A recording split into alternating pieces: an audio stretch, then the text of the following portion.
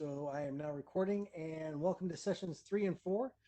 We're going to go over a little bit more of the advanced stuff, but some stuff that's still obviously useful. My little agenda for today includes going over our rubrics here, and then our quizzes, and then we're going to touch a little bit more on our speed grader, and then after that, we're going to jump into the city lab stuff. So much in the same way that you could create a much in the same way that you could create a rubric in Google, you can create a rubric inside of Canvas as well. I'm going to go ahead and pull my course up here.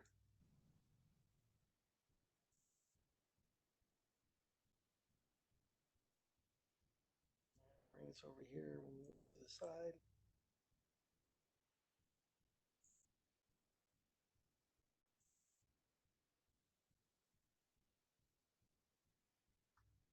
Okay, so you can create a rubric in a couple of different places. Remember when we were on our modules and we clicked on an assignment, there's an option to set a rubric up down here. And that's at the bottom of pretty much every assignment that you're going to make. You'll have the option to create that the rubric. Now, that doesn't necessarily mean that everyone has to have one, but there's one there if you want. The really cool thing is that you can create them and then reuse them over and over. You can also, of course, go to the rubrics tab and you could create a rubric from here. So I'm going to click the plus rubric, and you get this generic rubric here that you can start creating criteria and ranges for. If you happen to have one that's already created, if you come to find a rubric, and I want to show you this because all the rubrics that you make from your different courses, they're still available and you can transfer them from one to the other. The only real gotcha is when this box pops up, say you want to use this presentation rubric and you're like, well, how do I get to it? You got to sort of scroll down to get to it or expand this little box out. I looked for that button for a couple of minutes the first time. But like I said, you can go through and use these different rubrics that you have depending on, how many you're in there or whichever. But we'll go ahead and make a new one just for fun. So I'm going to give my rubric a name. I'll call this writing rubric. We can describe our criteria. So if you just hit the pencil on any one of these, call this length.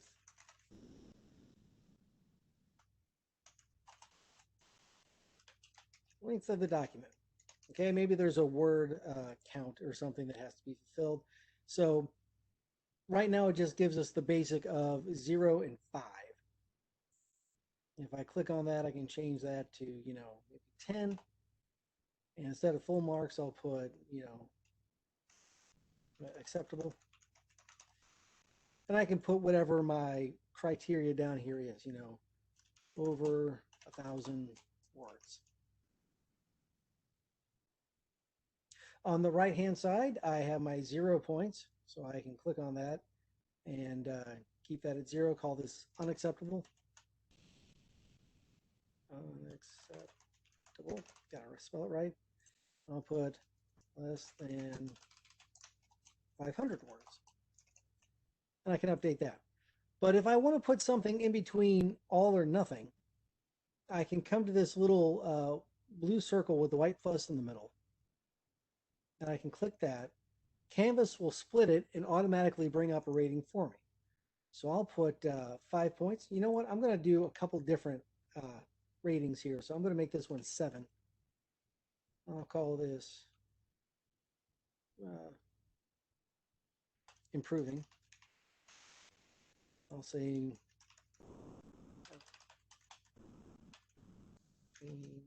between 500 to 700 words.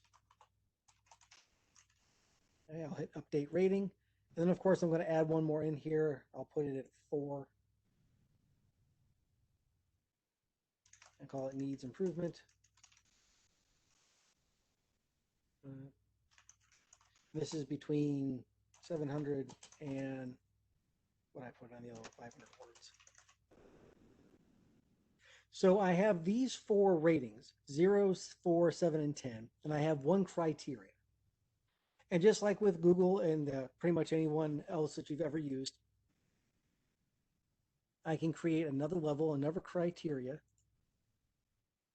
and I can either create a new blank one, which will just blank this out. But if I happen to know that it's going to be the same 4 levels or something, I can save myself a little bit of time writing by just duplicating what I have. So I'm going to duplicate the length. And I'll call this one theme.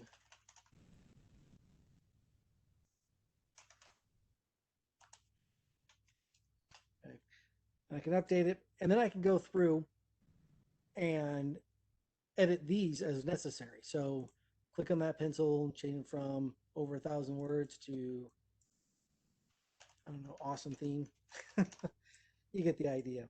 And I could edit these down. Great theme.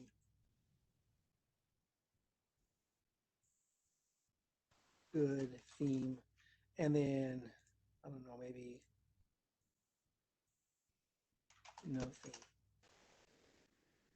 Now, Canvas is not going to force you to make the points from your rubric match the points from your assignment. You still have the ability to have, different size files or, different size points or given points just for turning it in, whichever you'd like to do. So you have a little bit of leeway there. You can, of course, make it match if you want, but it's not necessary.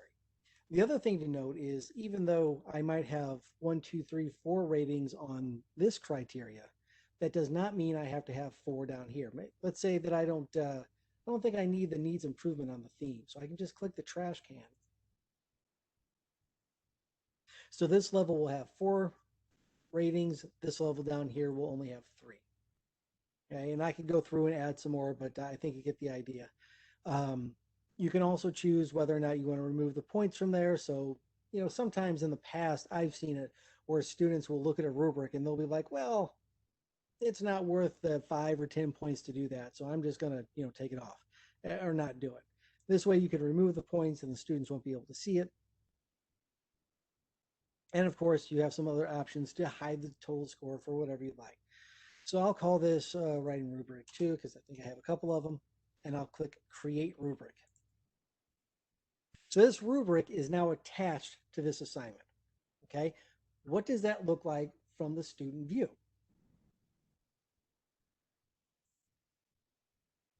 So if I jump into my student,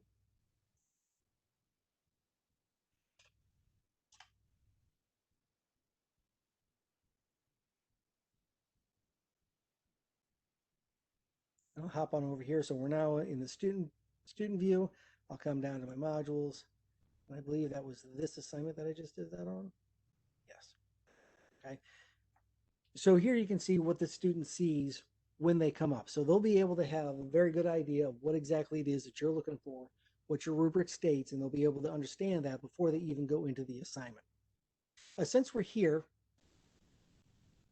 let's go ahead, go back to this assignment. Let's edit it real quick so I can show you a couple of things. My student was very busy over our lunch break. I want to show you that, first of all, I set this up as a file upload. So this particular assignment, Module 2, Assignment 2, this one is just, please tell me what you did this summer, and I'm going to ask for a file upload for that so I can show you what that looks like in the Speedgrader. I'll save that, and on top of that, if I go to my modules, I wanted to show you this as well. I added in a prerequisite. So you won't be able to get to Module 3 until you finish out Module 2.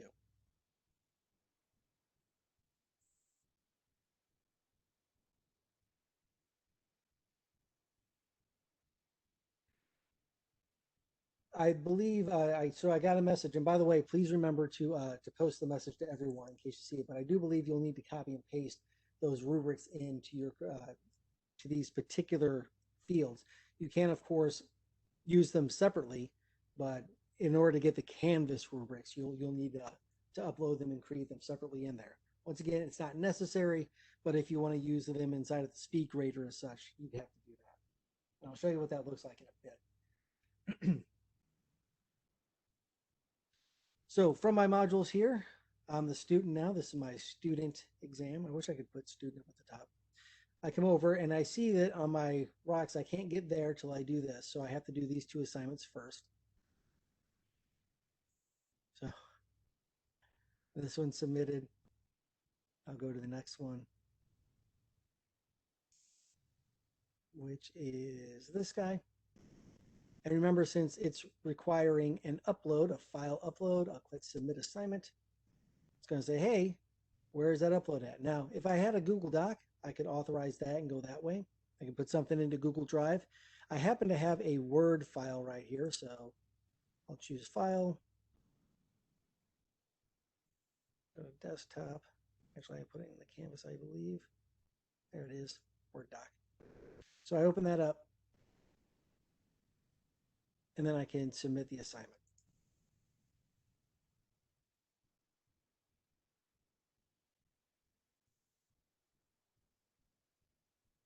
Okay, so I'm good there. Let me go ahead and jump on down.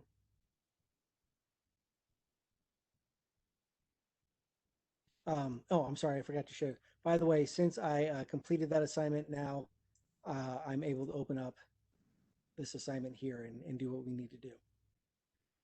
Okay, going back to the teacher side. I'm back on the teacher side. Let's take a look at what it looks like when we actually grade these things. So from any assignment that I have,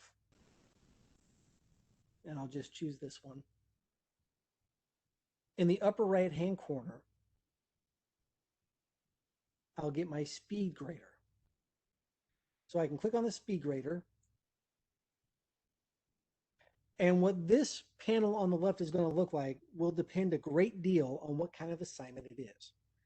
In this one, you'll remember this was a text entry box. So this was an assignment where Canvas just gave them a text box to type into. They hit submit, and that was that. So this is what that assignment looks like when your students submit it. For my assessment, I can come over here and put in a grade. And then I can add my comments. And just like you could before, you could type in your comments as you wanted. Great job.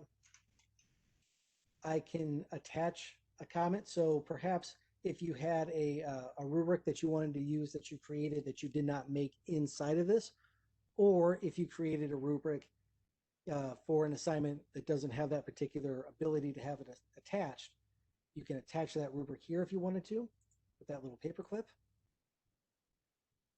I can leave a video comment and be like, hey, good job, awesome, make sure that you keep up the good work, good job, right? I can put that there. Or I could put in an audio comment just the same. Okay, so either way that I wanted to do it, I could give my feedback to my students and I could submit that to them.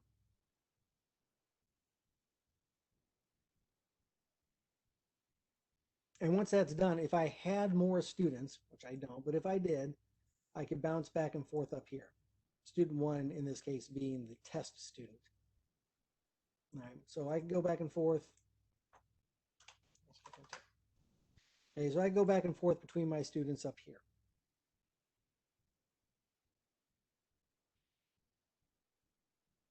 Yes, so you can share your rubrics in between other students and that sort of thing. I'm sorry, in between other teachers, not students. Make sure my speaker's up here. So the question was, can one teacher create the rubric and share it with everyone? Yes, you can. I'll show you how to share things here in a little bit. So let me go ahead and close this out. And let's go to the next one. Now, the next one, this particular one was a Word doc, if you remember. It's a file upload. So it's going to look a little bit different, and I'm going to have some extra features in here that I don't have in my plain old text box. So if I go to Speedgrader,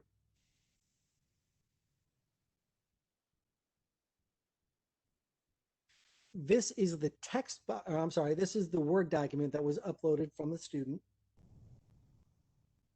And if you look, I have this bar up here, and this is sort of like my little annotation bar. So much like you could annotate and leave comments inside of Google Drive or inside of your Google assignments, You can do a whole lot with your Speedgrader one up here.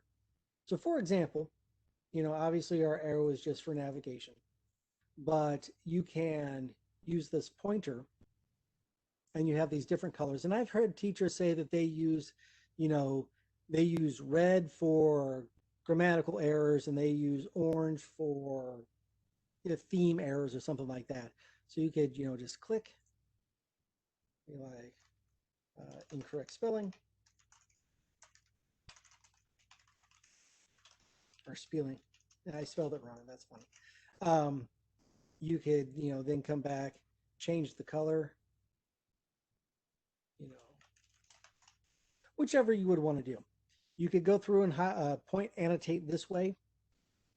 You have a highlighter, and you can highlight that. And of course, you can leave a comment to go along with that.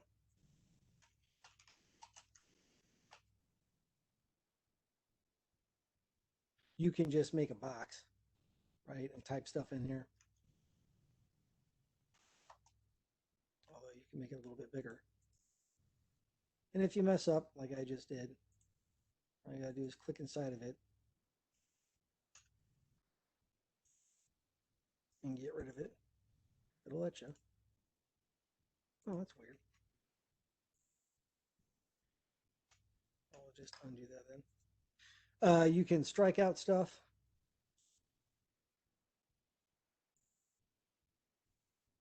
You're supposed to be able to cancel it. I don't know why it won't let me. A little hiccup there. And then you've got this little, like circle maker kind of a thing. So whichever it is that you decide to do, whichever way you decide to mark up your students' work, I wonder why they won't go away. Weird. Whichever way you decide to mark up your student work, you can go ahead and check on it there. But remember, this one also had the rubric.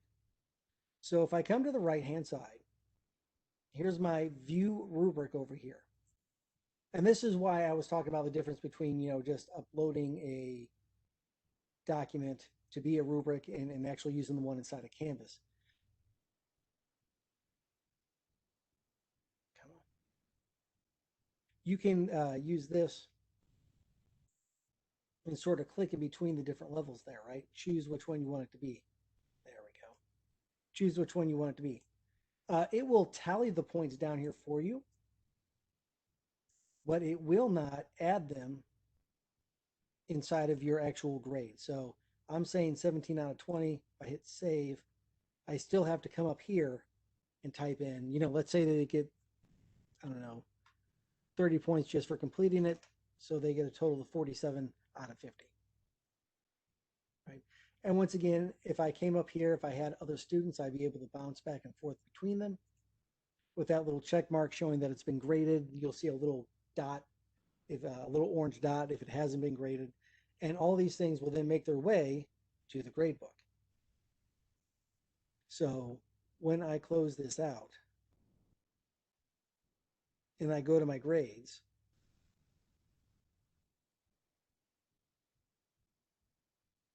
you can see that those grades made it over, right? So I've only done like half of these. There's the first one I did right there.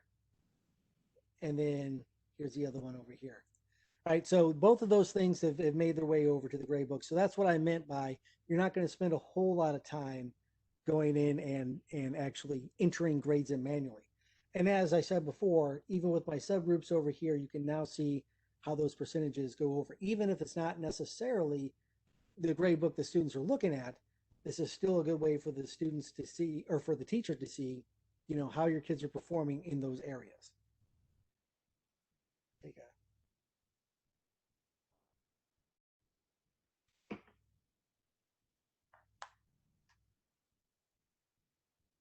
Okay.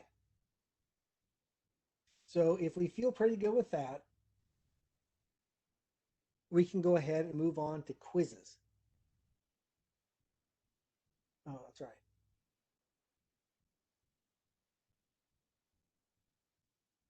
Let me create a rubric canvas. I will say, and I don't know if you were there, Sharon, at the very first part, you can, if you have a Google, the question is, can we create a rubric in Canvas? Can we download one from Google to Canvas? And the answer to that is you can reuse your Google rubrics inside of a Google assignment, but not vice versa. What you can do though,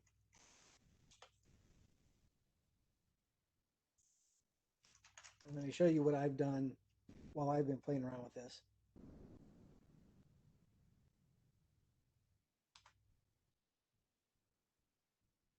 When you are, let's see if I got one here. Okay. When you're inside of your Google Classroom and you created your rubric, you had a chance to export it, right? You could export it to a Google Sheet. And this is what it looks like when it pops into a Google Sheet, right? So it comes in, you know, it's got this stuff up here, which they say don't touch with that stuff. But you can take this, these little cells here, and just copy and paste them. So if you have a Google rubric that you really liked, you could find a classroom that it's in. You could export that rubric to a sheet and then find the corresponding assignment here inside of Canvas, click on rubric, and then while you've got this here, you just go ahead, grab this stuff, and you start copying and pasting it in. That's probably the easiest way to do it if you have one that's not necessarily going to be a Google assignment inside of Canvas. If it is going to be a Google assignment, then you can just, you know, attach it that way. Remember, if you had this and you change this to external type inside of your submission, you click find, you click your Google assignment, you link the two things together, and then you have a choice to bring in your rubric that you had from Classroom. So you can use them. You can either use them that way, you can export them, whichever way is the easiest way to do, depending on what it is that you're trying to get done. So I don't know why that was so hard to say. So like here's a old rubric. You can just attach it that way, open it up, right? And from here, you can even export it to the sheets. So you can do whatever you need to do inside of this, or you can go back to your old classrooms and get it out that way. So I'm going to leave this. I'm going to cancel out of this. All right. And I think we're good to start with our quizzes.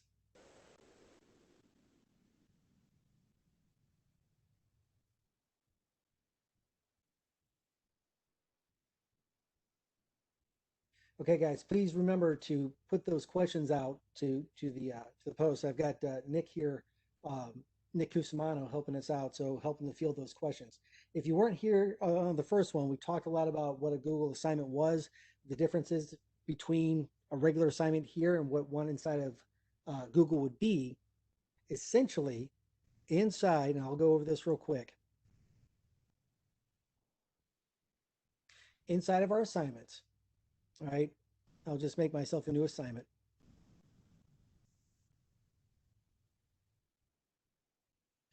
You have a choice to use either a Google Doc as, you know, just sort of something for somebody to fill out. Well, let me put it this way. Google assignments. Let me pull one up.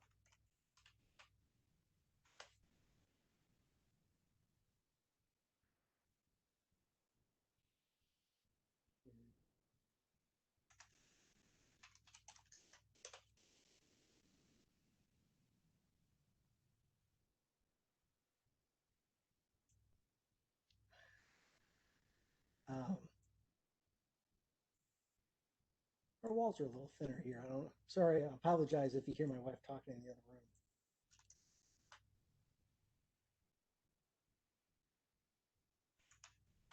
Okay, so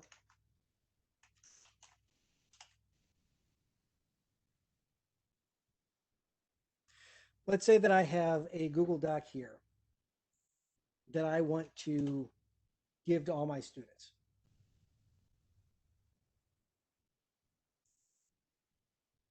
Okay. I have this one here. I have two options, right? Actually, let's not even do this one. Let's do this one. So let's say that I have this and I want to give this to all of my students and I want them to have their own copy. Okay. I have two ways of doing that. I could either come up here to the top where it says edit. Oops.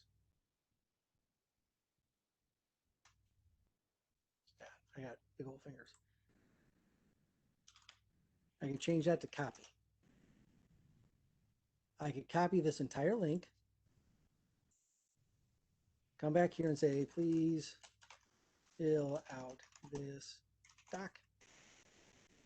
I could highlight it, link it, paste that link in, and insert the link. Okay, that will get them a copy of the document. When they click on it, they'll be forced to make their own copy here, like so. They'll have to make a copy for themselves. Okay, so that's one way I could do it. I could also, inside of here, come down, instead of saying a submission type of online for a Google document that I want a student to have a copy of, and I want it to make their own individual copy, I could come down under external tool. I could go to find. I could scroll down to Google assignment, click on that, click continue. And this will basically bring up the old Google Classroom assignment box, right? So here I would click attach. And there's that worksheet for Canvas. You know, this is just that Google Doc that I want everyone to have a copy of. Each student will get a copy.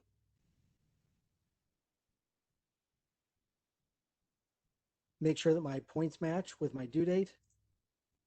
Pull in my rubric if I have one. Set my total points and then click create. All right. Hit select again. And that way, when the student opens it up,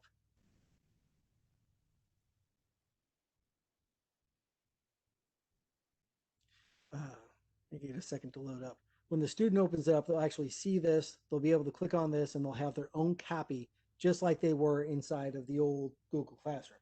The problem is that these types of Google assignments where you make a copy for each student with the little plugin will not copy over when you copy to other classes. So that is something to bear in mind. Nobody can see, all right, moving on to the next question. No one can see a course before it's published, except for the teacher. So if you don't have a course published, nobody will see anything.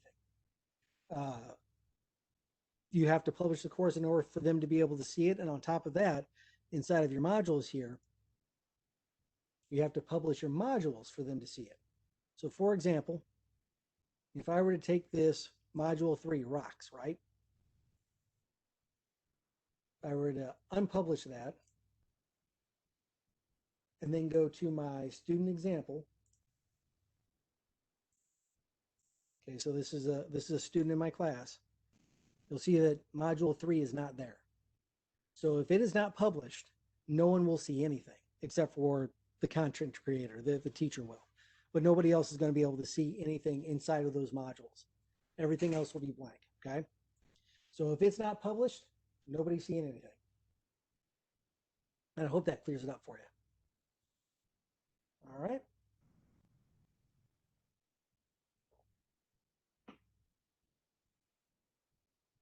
So I'm going to go ahead and I'm going to jump in. I'm going to start making some quizzes.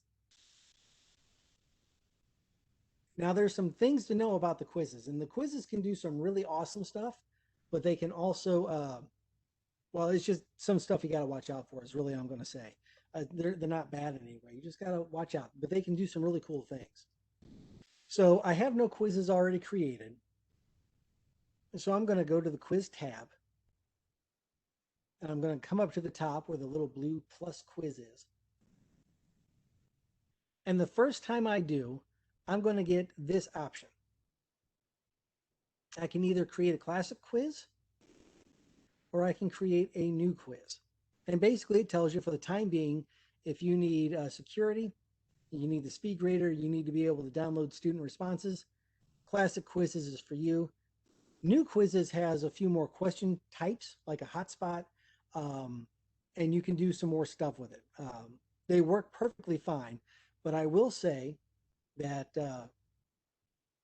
that some of the basically, there's a question or type or two like a hotspot that is not available down here, and the interface looks a little bit different. Really doesn't matter which one you choose. At some point, I do believe that the classic quizzes will go away and it will be the new quizzes. So I choose that one. But outside of that, there really aren't a whole lot of differences. I'll check, remember my choice for this course so it doesn't ask me again. And I'll choose submit.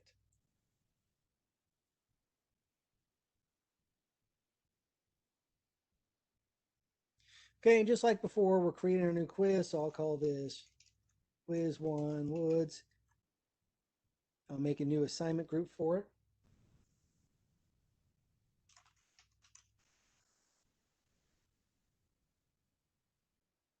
Okay, and I can set up my submission attempts, how many times they can do it. Maybe I only want them to be able to take it one time. And then I'll hit save. And when I do, it'll bring me to my building screen. And here's where I'm going to build my quiz.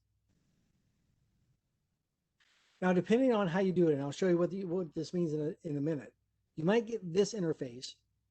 If you chose the old quizzes, you would have some drop downs. It'd be essentially the same thing. It just wouldn't look quite like this.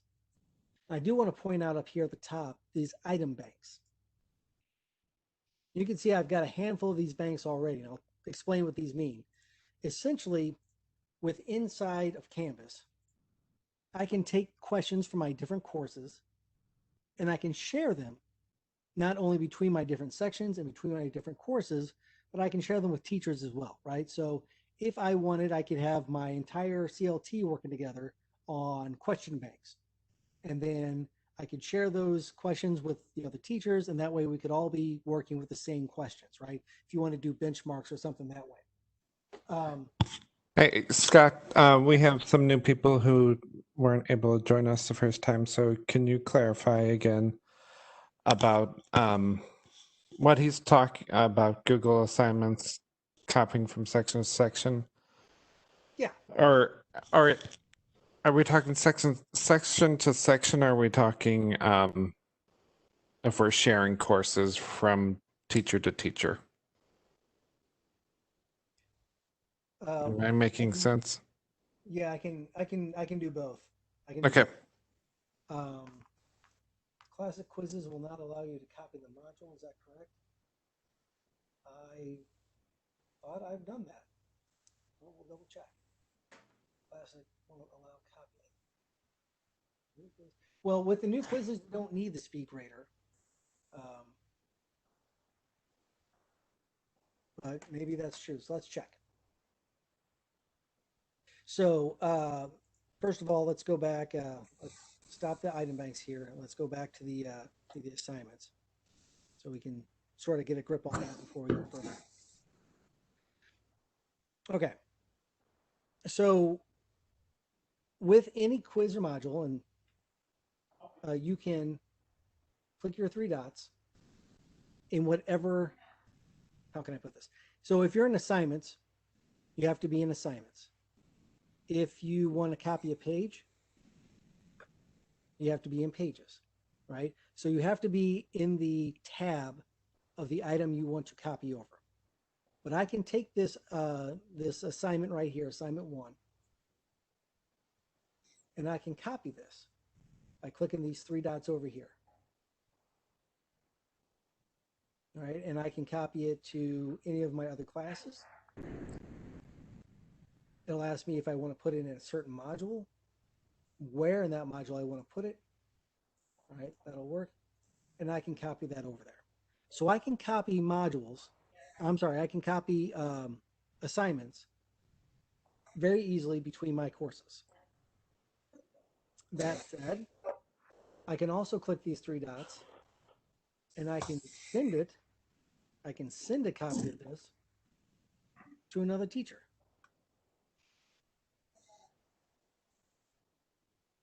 I can send it that way.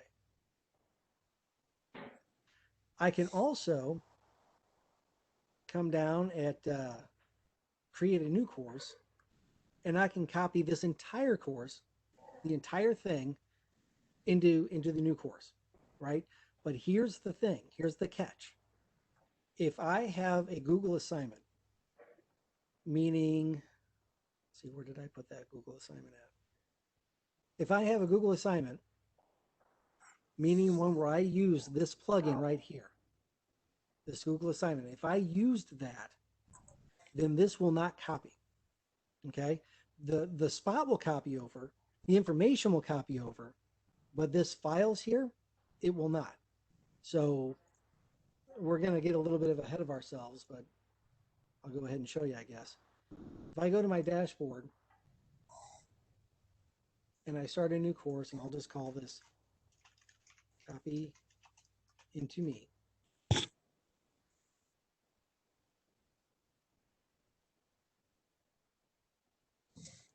Okay, so this is how it works. Let me go to my dashboard. I want to take my stuff from this WebEx session and I want to copy it into copy into me. So I have to go into the course I want to copy into.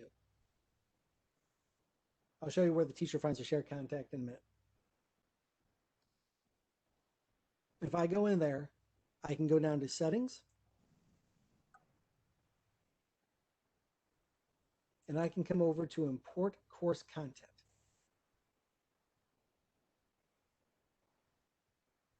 Then it asks me, what do I want to import? I want to copy a Canvas course. And then it says, well, which one? And I'll come down here and I'll find the WebEx session that I'm working in, right? And I can either do all the content or just specific content. I'll go with all and I'll import it. And you give it a second.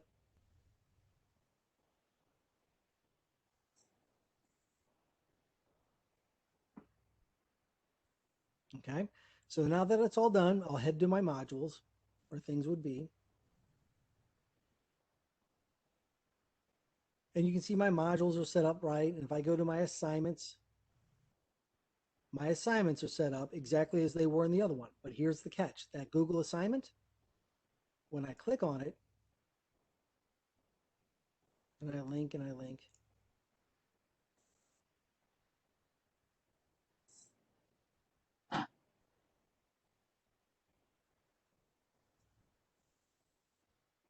this shows up, but you'll see that there's no information in here. So while the assignment shell itself came over, there's nothing in here, and I don't have a way to reattach that document in here. Okay, so the Google assignment that I made using that plugin, using that LTI, it did not copy over inside of here. The shell did, the hole where it would have been came over, but the actual assignment itself did not show up. And I hope that answers your question. And if not, I've got a few videos on that, and we can talk a little bit later. To answer the other question, you remember back here on the dashboard, I took that that assignment and I shared it. So I shared it with this teacher here. And when that teacher logs in, they'll see this 2 up, well, they'll see a number up here at the top in the account. And then they'll come down to where it says shared content. And they click on that. So here are the things that I've shared with them.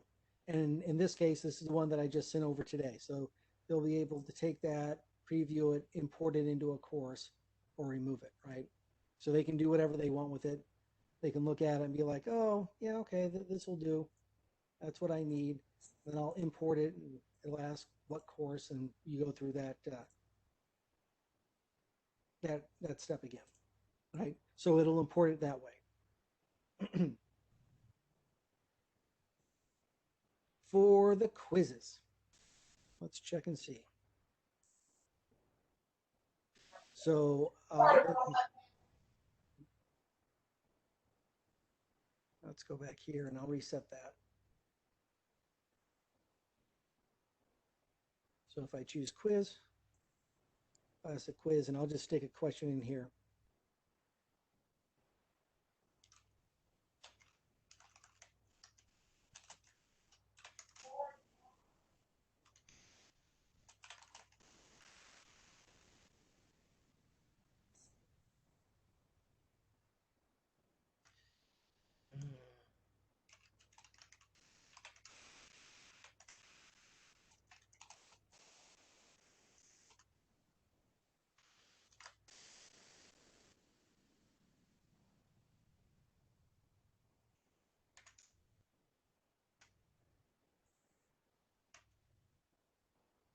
Okay.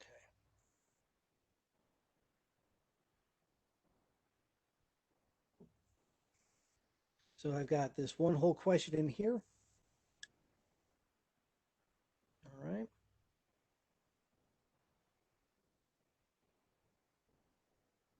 And I want to send it to, or copy it.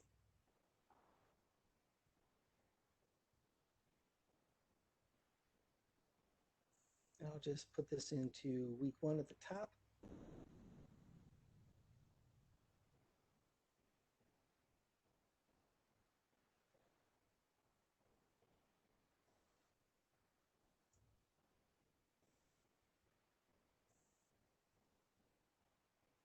So it appears to have copied over at least between courses. Now, Hey, Marilyn.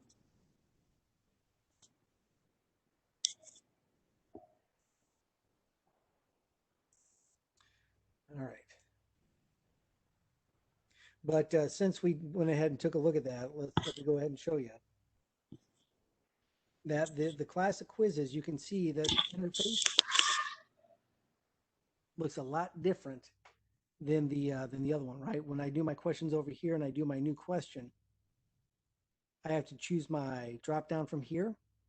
All right. So the classic quiz, and once again, there's nothing wrong with it if you prefer to work with it. I just like the interface of the one better. Allows you to use the question bank, right? Just like the other one did. But it doesn't allow me to move those questions in between the two, meaning that I've got these unfiled questions here. I've got these question banks, but I only have 2 that are useful inside of this particular course. Okay. And by that, I mean, and I'm sorry to get ahead of myself here, but when I go back to my new quiz and I bring up my item banks, I have many more, right? So these are ones that I've created in other courses or share between courses that I can use. That's why I prefer to use the new quizzes. It seems to work better for me, and it seems to have more features. But like it said in the thing, the Speedgrader won't be there. I don't know, depending on how in depth your quizzes are, whether you need the Speedgrader or not, because it will still grade your quiz and still put it in the grade book. You just won't have that little Speedgrader there. So that's sort of up to you, right? You sort of have to make a decision on that.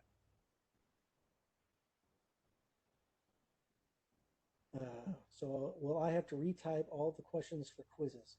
Just import. No, you cannot. You can copy and paste a Google form in there. You can copy a link to a Google form inside of an assignment, but no, you cannot embed.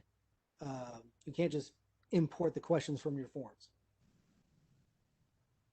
You would have to open it up and copy and paste it in there. If I had a form that I wanted to use,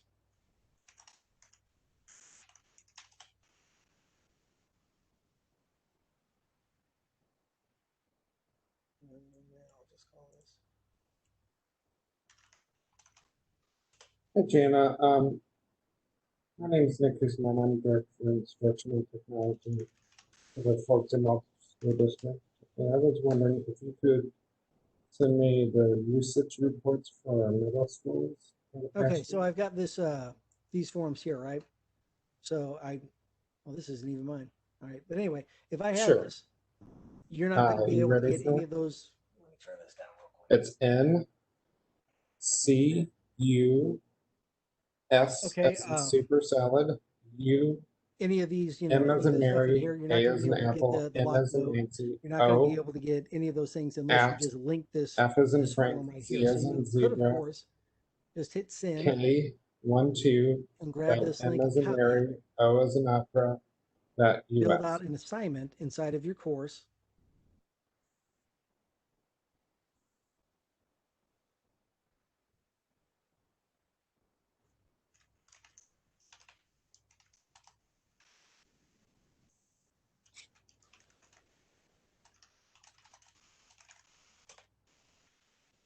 And either link it this way. Oops. Either link it this way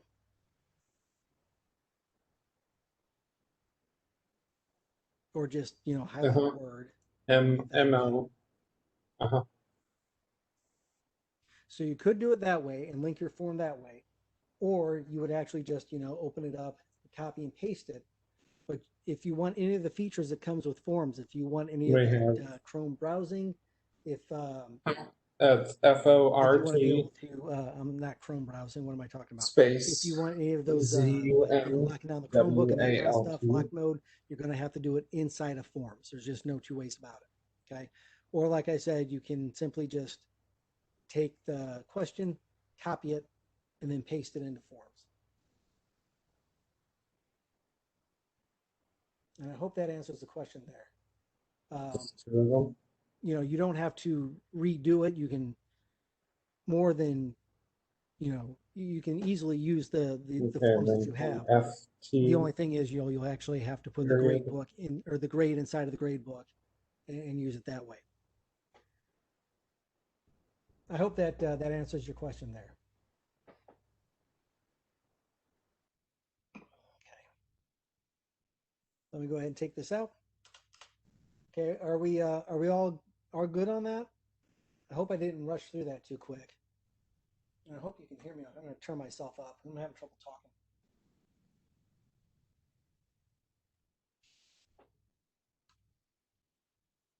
Okay. So like I was saying, oops.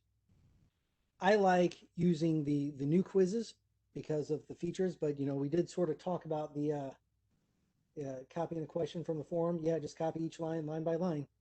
You just have to open the thing up, and so let's do one. I don't want to do in the I'll do in the new one.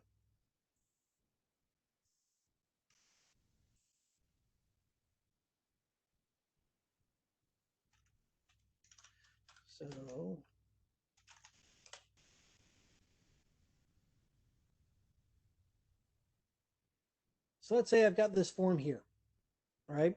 And I want to get these questions into this quiz. Like I said, unfortunately, the only way you can really do that is by copying. So if I'm inside of my form, I just click and I can, oh, come on. I can just click, right click, and copy, right?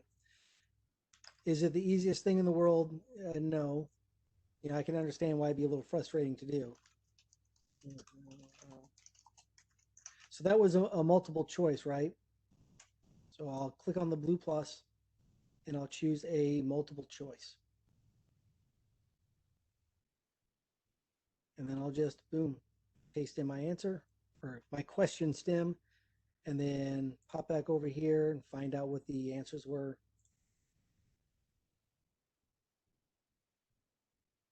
Speedgrader cannot be used with new quizzes. It lets you know that when you're there. So, boom, deciduous.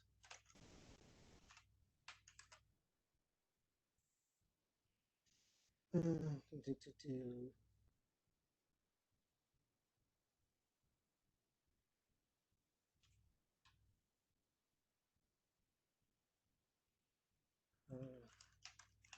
whatever. So you can, like I say, you can bounce through and fill these things out this way. I would assume that if your screen looks a little bit different than mine, maybe you're not in the new quizzes, I would guess.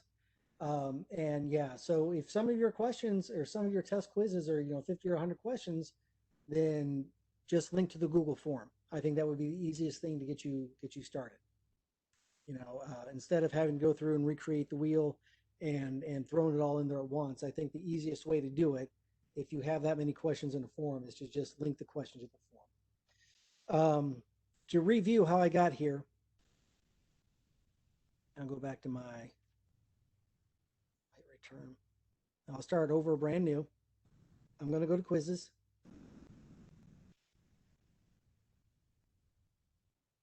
I'm going to click plus quiz, and I'm going to choose new quizzes. If you don't get this option, if you choose one, you're like, you know what, I want to go the classic or I want to go the other way. You can come up to the three dots and reset quizzes and choice. And then when you click plus quiz, you'll get the same box. And like it said, for the time being, it tells you the difference between the two of them. So whether or not you need the classic quiz or whether you need a new quiz, choose whichever one you want to choose. I click remember my choice because I like to use the new ones. Call this quiz 2 because we already have quiz 1. Everything's the same. And now I can save and start building it out. Okay. Inside of here, and I'm just going to make, a couple quick questions here.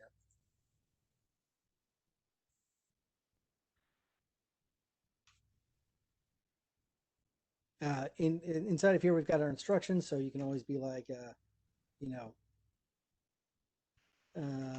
please answer these questions. And of course, you still have access to all of the tools inside of here. I'll click plus, and you have more question types that you do here inside of the new quiz than you do in the other classic quiz. So, one of them would be the hotspot. I don't know if they do multiple answer in the other one, but we still have fill in the blank and of course the matching and the ordering that you would normally have. So let's do a fill in the blank because it's kind of fun. Here up here, they want the question title. So you can title your questions, you don't have to. And then we can add a question stem. So this would be simply, please fill in the blank.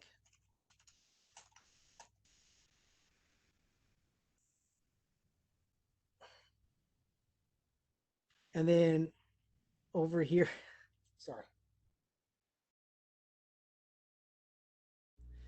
Then over here in this area here, you can type in the actual thing that you want to be filled in. So we like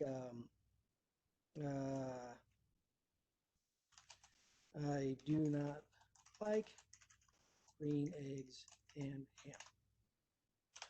All right, but if I want them to fill in the blank, I simply highlight what I want them to not fill in, and I can create a blank space. Now you can see now it says, all right, so you need to fill in the word ham, but do I want a drop down? Do I want open entry where they just got to type? Do I want a drop down? And if so, what are the other choices I want to give them? Do I want a word bank? And I can fill in a word bank for them. This would be great for, there's a lot of matching and stuff that we had in the Woods class that was, the IEPs would ask for a word bank. So this would be an excellent choice for that. And then for the text match, I have ham here. What counts as a match? Is it close enough? An exact match? You can go through and find capitalization. So do I ignore the case? Drop down seems to work good for me. So I'll go ham, salami, and I don't know, turkey. When you're done with this, you have some options. You can show an on-screen calculator if you want, basic or scientific. Obviously not applicable here, but you could. And you can do that question by question, or you can do it through the settings that we'll get to in a second. So if it was only one question you wanted them to have access to it, you could do it here, or in the settings, which I'll show you in a second, you could do it there. Item banking works the same way. So I'm going to take this question. I'm going to just give it a title, just so I remember what it is. And I'm going to add it to the bank. Is it an existing bank or a new one? So I actually have some here. If I wanted to make a new one, I just click New Bank. But I'll go with existing item. And I'm going to stick this inside of the questions bank. All right. And I can put it inside of any one of those. I just pick that one because it's the one I'm currently working on. And now I can click the plus and make another question. Now here's the cool thing with these question banks. I can open that up and I could add, you know what? I know that I have one in here about the assignment button. So I could come down here and I could open this up. Here it is right here. I could click that plus and it'll add that question to my quiz. All right. And once again, I get some options to vary the points by answer, to shuffle the choices. I'm going to leave those alone for now. Maybe I've got a couple more. I'll choose this one. Okay. I'll click the plus to add another question. Let's close this out. Want to add another question? Let's say I want to do some matching. Please match these items. And I want to do orange juice.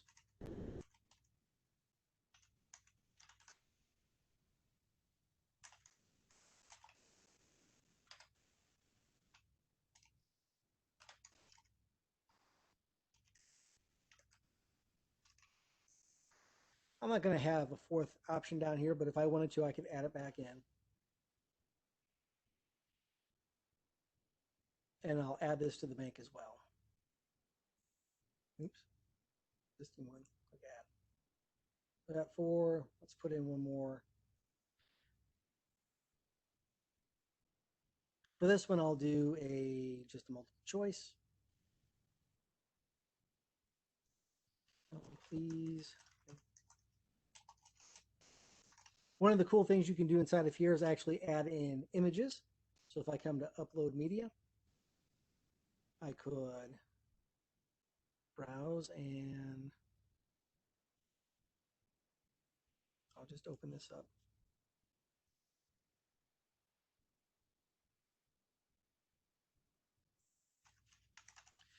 Okay, so please identify this animal. Let's make this a little bit bigger so we can all see. Okay, and for my answers, I'll put panther, jaguar, eagle, bulldog. All right, and once again, I can align this to the bank, put it inside of there. All right, so I have this all set up. And we'll take a look at what this looks like from the student side. But you can just preview it right now, just so you can see. Okay, so this is my drop down. These are my other questions. And for each of these, let me exit the preview. For each of these, I could go through, and when I edit them, I could choose, whether I want to have any sort of, any sort of tags to go with those. I can, I can rearrange them in any order if that's important. If not, you can also shuffle them inside of the settings. So let me show you that as well. If I go to settings, I get the issue here. I get some options here to shuffle my questions, shuffle my answers. I can choose to do one question at a time. The time limit. So there was some questions about the time limit. So here's what I know about the time First of all, the time limit does work, but it runs continuously, meaning that if I'm in a standard quiz and I'm a student, I can start taking that quiz, I can leave, and then I can come back later, log back in, and pick up where I left off. Okay? However, if I put a time limit on that, if I put a 1 hour time limit on that, the student goes in, starts taking the quiz, leaves, and then come back, that timer is running the entire time. So if you set it for an hour and an hour goes by between when the student sees it and when the student gets back, the quiz is over. You won't be able to get in.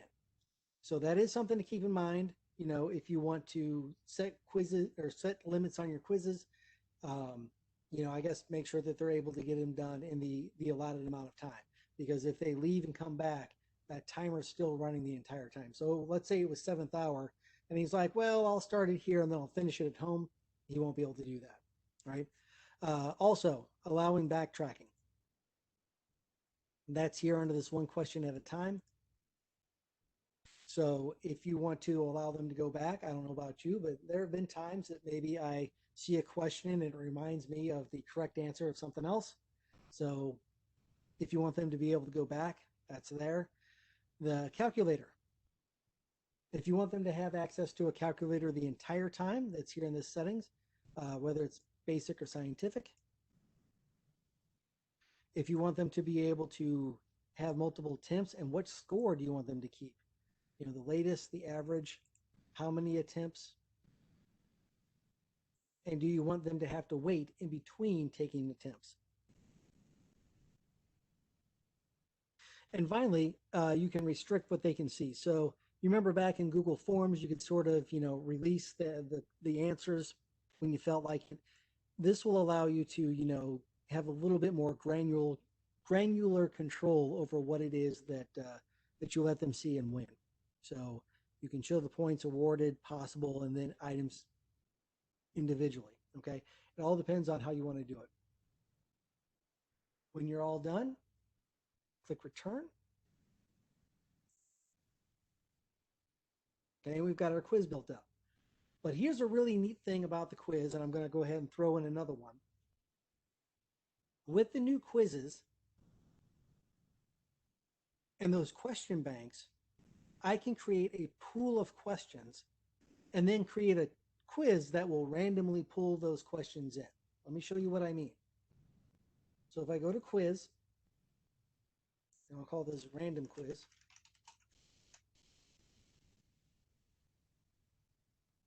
I'll save it. So I can come over here and I can start building this out. I'm going to start immediately with item banks. And I'll come down here to questions. And I can either hit this all random button or I can filter them. So if I wanted to filter my questions by whether they were true or false, multiple choice, right?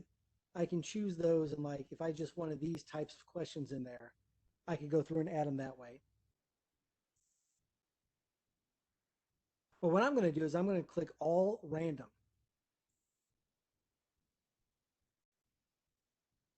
And you're like, well, so much for random, huh? But when I click on that, it says, which questions do you want to use? And I want to say randomly select questions. And I want you to randomly select 5 questions from that bank of questions for each student. And each one's going to be worth a point. All right. So I click done. And now the cool part is when the students get this random quiz, and I'll show you what it looks like in a second, each student is going to get a random 5 questions from that bank of questions. And each student is going to be shuffled differently for each one. The answers are going to be different for each one because I can set those over here in the settings. We'll do that. Right? So now each student is going to get basically a random 5 questions. So let me pull up my student here.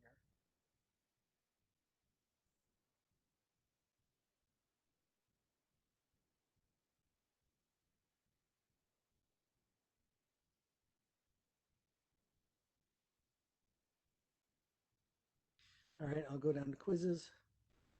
Oh, I got to publish them, Scott. Come on now. You know better than that. Sorry, I forgot to publish them.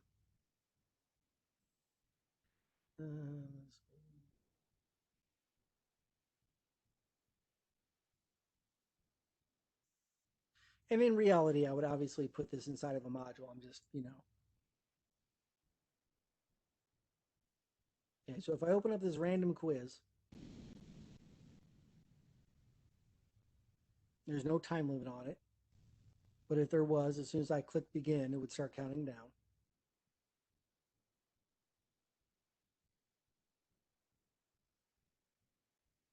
And now it's loading those questions from the question bank. So these are some over here. I'll go through and I'll add this.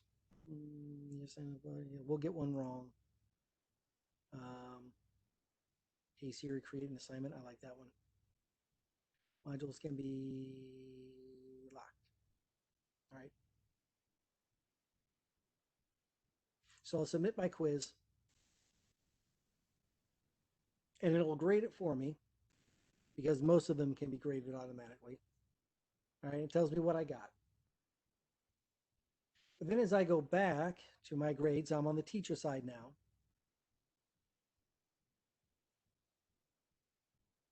And I come over, where is my...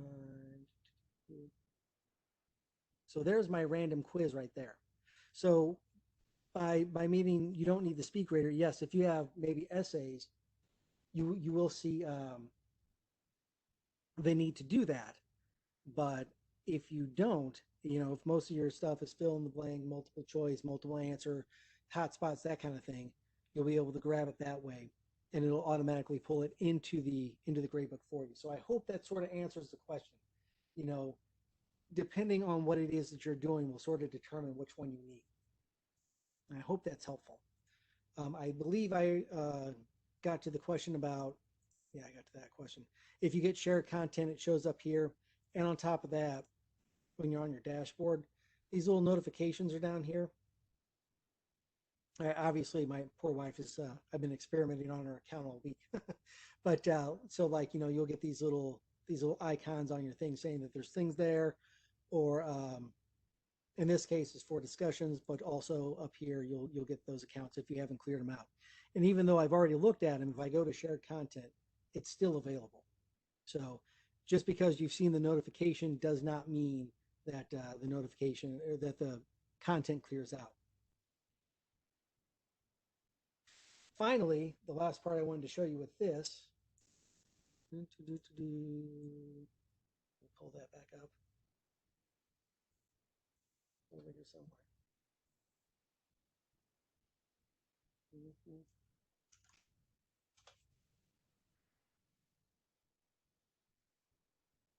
And pull this back up. Go back to our quizzes. I'm sorry, quizzes. So the last thing that I wanted to show you in this part, quizzes, Scott. Come on. If I open up a quiz, and I'll just make a new one or I could actually, you know what, I could edit it. We'll hit cancel. We'll just edit one.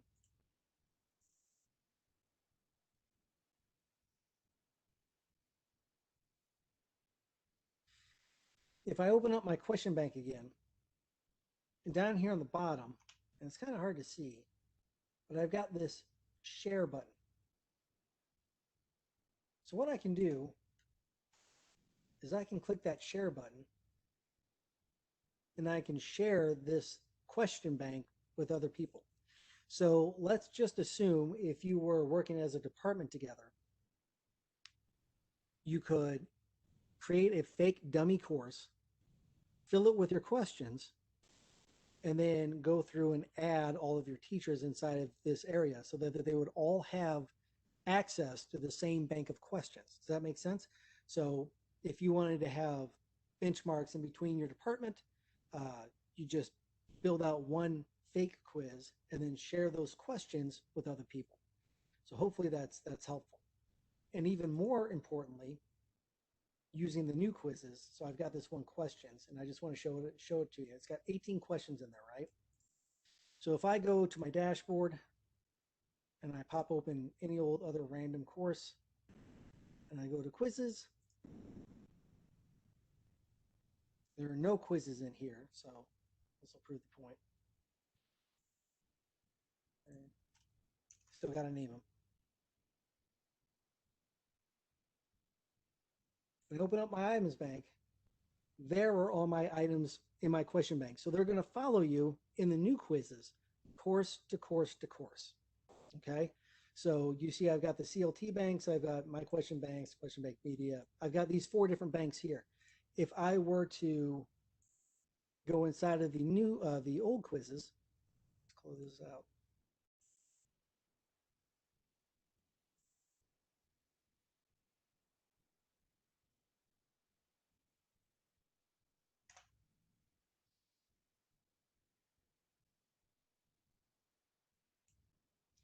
And try and build in from here. Maybe. There we go. See, I don't have access to those question banks that I've created in the past. So if you're making things in the new question banks, you're going to have to continue to use the new question banks because they won't show up in the other ones. Does that make sense? We've been going at it for about an hour or so now. So I think what I would like to do for a second, close this out, is just take a few seconds, take a few minutes. I need to go get myself some more to drink. And if you need to use the restroom or something like that, you'll have time to do so. So go ahead, let's take a few minutes. It's 1:12 now. Let's come back at like, what do you say, 1:20?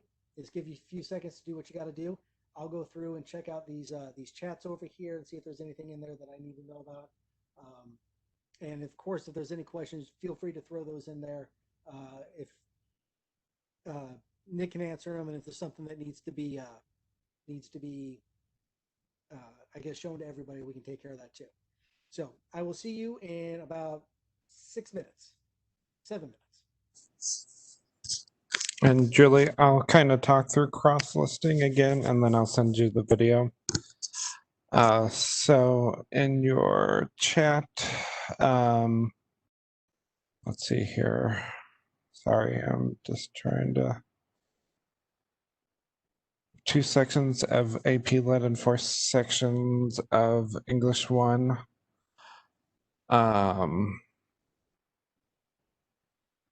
So you would have 2 Canvas courses, one for AP Lit and one for English 1. But within there, you'd have 2 sections of AP Lit, one for, let's say, first and second hour, and then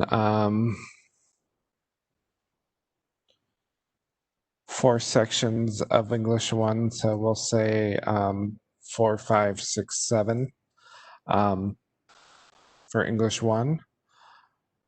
Now you can, when you go to the assignment part, if the due dates are different, you can put different due dates for the sections as you go through for those courses, but you can have those separated out by section, or you could make them the same due date depending the way it goes and how that was. You know, if it's due on a Friday, then I'd probably have the same due date, but if it was midweek, then they might not. But as you go through, you would you might have to just do that real quickly twice to get that set up for those sections. Hopefully that answers it, but I will also send the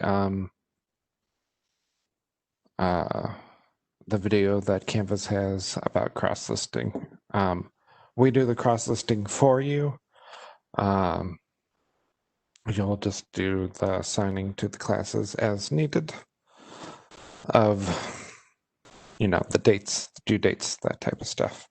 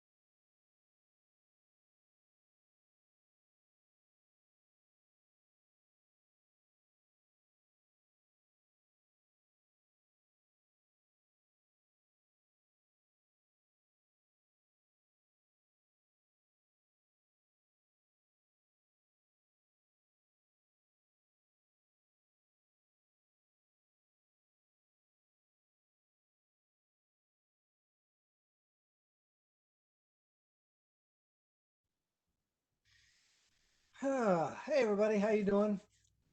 Sorry, I had to get up and move around and decided to switch to the Diet Dr. Pepper now. So now we're all fueled up. I know there were a couple questions in there, and I'm not sure what Nick has already answered. Um, Basically, if you're in the old classic quizzes, I should say classic quizzes, it just has a different look to it. So if you're inside of the classic ones, we've got our questions and our details here. This is the older version. If you have the new version that has let me go back. If you have the new version, and you can even tell by the icons here, let me go ahead and blow that up a little bit. See how these are, well, I guess that's not true. Never mind. Those are published and not published. Um, the new one has this completely different interface to it. So you've got you've got your build, you've got your settings, you got your reports up here. This is going to look different and more compact, maybe, with your little blue pluses and all that down there. So this is the new quiz. If you've got the older tabs at the top without this separate uh, frame up here, then you're inside of the classic quizzes. Uh, as I understand, yes, cross listing will be done inside of SIS. It will be done for you. That much I know. Both banks are available. Both question banks are available to you. You can choose one or both, or whichever one. I said, when I created mine and I started working with it, I told Canvas to remember my choice, but you do not have to because, as you can see, I have both types right here, and both types are available to use with my students. I have no idea when we're getting rosters. Um, and then as far as the syllabus with the link on the homepage, we're going to take care of that in just a few minutes. Okay. So officially, welcome back. I guess I should say we've gone through our rubrics, we've gone through our quizzes, we've gone through our speed graders. There is some really cool tools that we have coming up now, and I'm going to try not to bury you because I know not everyone gets as excited about these as I do. I love them. These are the City Lab stuff. They are super duper awesome. I should point out immediately before we start, you don't need to use them, right? So if you look at this and you're like, what nonsense is he talking about? You don't need to use it, and I'll be glad to help you out with anything. But it is kind of exciting. It's a lot of fun, and it's a lot. It does a lot of the heavy lifting for you. So I have some of this stuff recorded out, and I have some instructions for this, as well as Hannah and Nick and everybody else. So um, if you feel a little overwhelmed with it, but you think you got it, you want to give it a try, I think this would be a good thing for you. So I'm going to go ahead and kill the video, and let's talk about our City Lab stuff. So I'm going to go to my dashboard real quick, just so you can see. And I'm going to pull up this page. Okay, this page, very slick, very nice looking, as you can see, was created essentially in a handful of clicks. Much easier than one would think. And I chose this to be my student's homepage. So when they come in, they're going to look at this, and they're going to be able to click around and get to the different areas that they need to get to. So how would we work with this? Let's go back to our courses. We'll go back to our WebEx section. And you'll see this was the original homepage that I created. And to do that, if you recall, all I had to do was first of all, in my pages, view all pages, I had to create this page, click this drop down. There was a option here to set it as the front page. Then when I was done with that, I had to come over and choose the home page from there, right? So I could have did that. And inside here, I had access to the rich text editor, and I just highlighted whatever I needed. If I wanted to, let's get rid of this link for a second. Let's break that. Please check out my syllabus. I'll have to do is highlight the word syllabus, come to course navigation, and click on syllabus. All right, and it's linked. That was the easy way to do it, and it's not bad. It's not bad, you know, but we can do some really cool stuff with this. So let's go ahead and make that happen. And I'm going to go ahead and just delete this so I can start brand new. Okay. We enabled the multi-tool last time. It's down here. That's what we're going to use to make our page. If you don't have the multi-tool enabled, simply come to settings and navigation. You scroll down, you'll see multi-tool down here. And if you click on it, yours will say enable if you haven't turned it on yet. Mine says disable. But if I click enable and then click save, I'll see my multi-tool over here on the left-hand side. And I can use that now to build out my homepage along with some templates. So I'll go to multi-tool and let's start with the homepage. Just to make things easy. So I will click on template builder. And you're going to look at this and you're going to be like, what's going on with this? So this is actually two different sections, sort of all at the same time, right? We've got our upper section, which is for the front page. And then we've got this lower section where we can create templates for our assignments, for our discussions, for our pages, that sort of stuff. So we're only going to concentrate right now on the upper one. And what we're going to do is we're going to build out that home page that we just saw so that we can make it our front page. All right, so let's get rid of this and let's begin. All right, to start our front page, literally I come to where it says front page and I click create home front page. And it says, hey, you don't have a front page. So it created one. And then it said, do you want to edit it? And I'll click sure.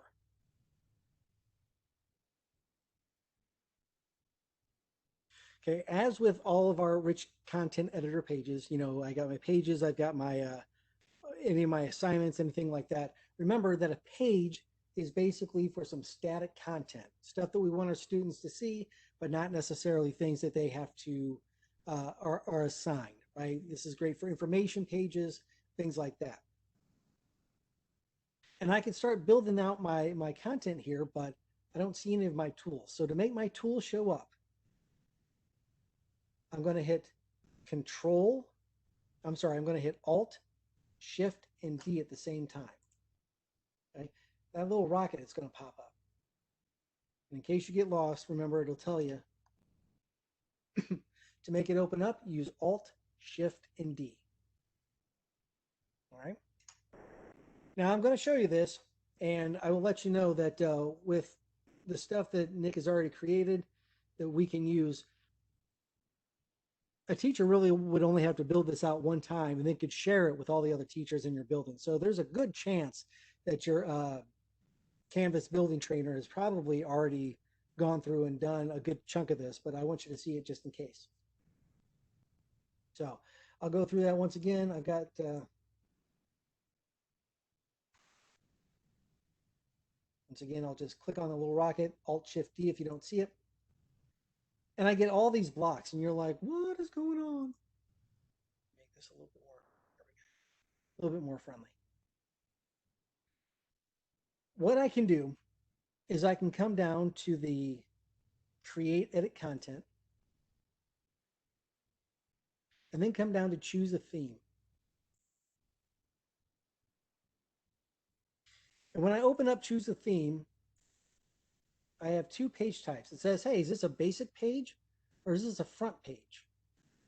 So I'm going to click and I'm going to say it's a front page. Make sure that's selected.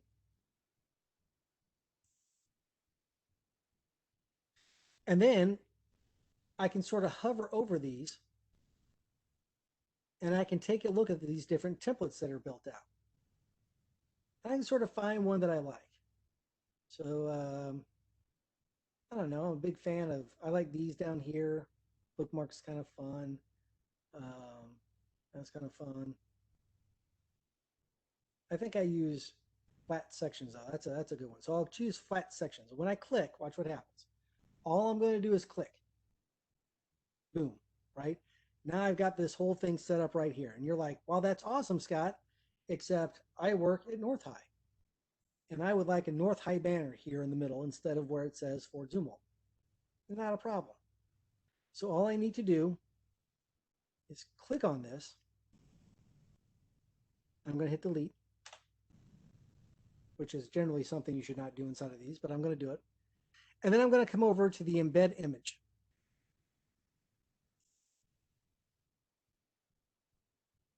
And I will let you know that inside of that folder that everyone has access to, that I just closed. There we go. There we go. I have so many things open. There we go. Inside of this folder, everyone has access to. You'll be able to go in there and find your school. So mine is North High. I've already gone ahead and downloaded it.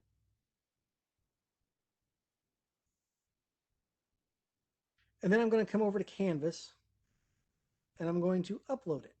So I'm going to just stick this in my files and I'll click upload.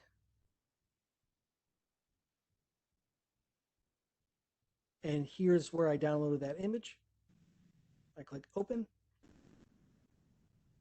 I scroll down to update and boom. Right there, my nice little home page is built. If I click save, this is what my students are going to see. I need to fix this text up here, so we'll get back to that in a second. But I've got my hovers down here, right? My little stylings.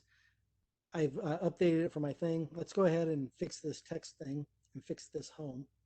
So I'll click edit again.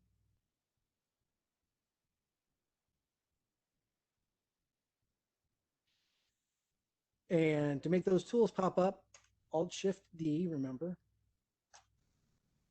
And for this, as a matter of fact, I'm going to click on these gears over here in this upper right below the X. I'm going to say launch those tools automatically. There you go. Now, so you might be tempted to come down here and just start typing, which is a thing that you can do. I would just caution you because you can accidentally like do stuff like that, and then you're in a world of hurt. So I'll click this undo button. Control Z would do the same. And on this side where it says create and edit content, I'm going to open that up. And I'm going to come down to where it says customize banner text. So where it says text, maybe I'll make that say Wolz. And under unit, maybe I'll make that my hour. And then under the title, I'll be like computer applications. And if I want to get crazy, there's a subtitle under there. I could put that in. Change that 209. There you go. Right, and I can set that up. I can even put a little description down there if I want. And when I hit save, I'm done, right? Already I made this homepage, which is infinitely more appealing to look at than the other one. But if I go to home, watch this. If I go to home, it's taking me to my modules. What's going on? Okay, remember, I have to come over here to choose my home screen.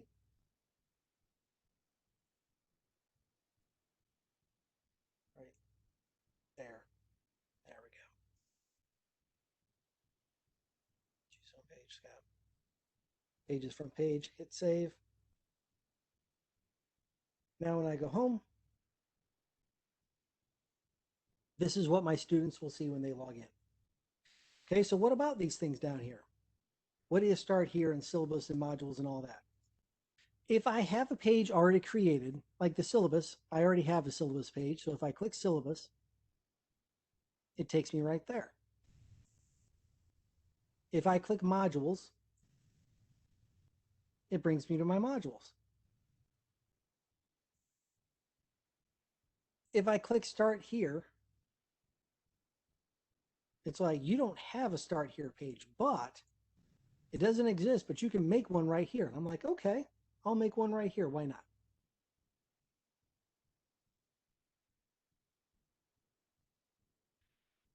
So you'll notice my tools pop back up.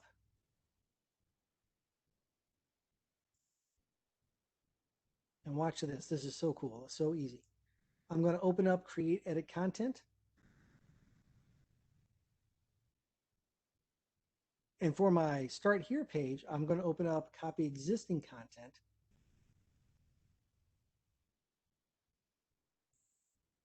And there's an institution page that's already made for me. So I'm going to open that up and I'm going to click start here. Here I have this already laid out, very nice looking, basically about me page that I can use for my students. So welcome to my course. I can put in all the stuff over here for this picture. All I got to do is click on it. If I want to replace it, just click on it. Click my embed image. I've already uploaded this image that you've seen a couple dozen times of me called me. All right, sticks it right in there. Get rid of this PhD because that ain't me. I can go through and fill out the rest of this stuff, right? And you're looking at this, you're like, okay, there's a lot of cool stuff in here. And if you want to, you know, rearrange it anyway, this is already linked to the course syllabus. You can add more information in here. But you're like, I don't use textbooks. They don't have to purchase their textbooks, or they don't need library information, whatever the case might be. It's very easy to get rid of. You simply come over to where it says add rearrange content blocks. See, it almost goes in order. So the second one is add rearrange content blocks. And you're like, you know what? Purchase your textbooks. Don't need it. Click the X. And library info I do, but technical requirements, don't need it. But I would like the library info to be above the course syllabus. Once again, all you have to do is come to the side where these little arrows are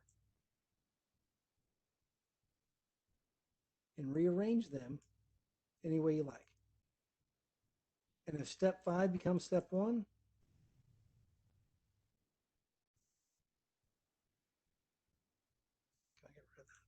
step 5 becomes step 1, simply, where is it?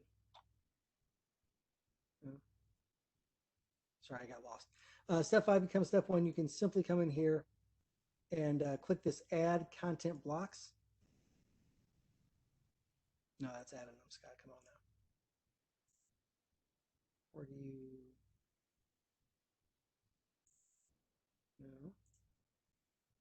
No. Anyway, you can do it right in here. I just thought there was another way. Step 1, library. Step 2. There you go. Okay. So I know that was a lot, and there's still more to do with it. But does everyone at least understand what was going on there? Are there any questions about this? Because the next thing is going to be like a template, which is once again pretty fun and pretty awesome. But I don't want to get anybody lost in the weeds.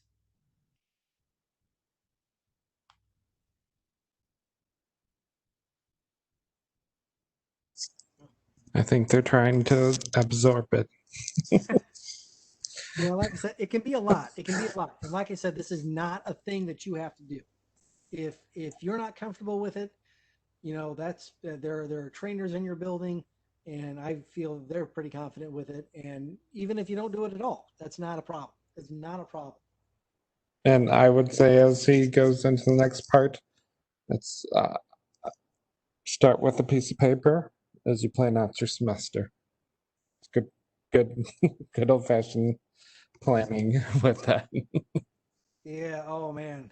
Yeah, you gotta have a. I always tell my kids in shop, if you can't draw it, you can't build it. And they're like, "Well, I don't draw good." And I'm like, "Dude, that's not the point." Okay. So let me show you what we're going to do before we do what we're going to do. If I head back over here to my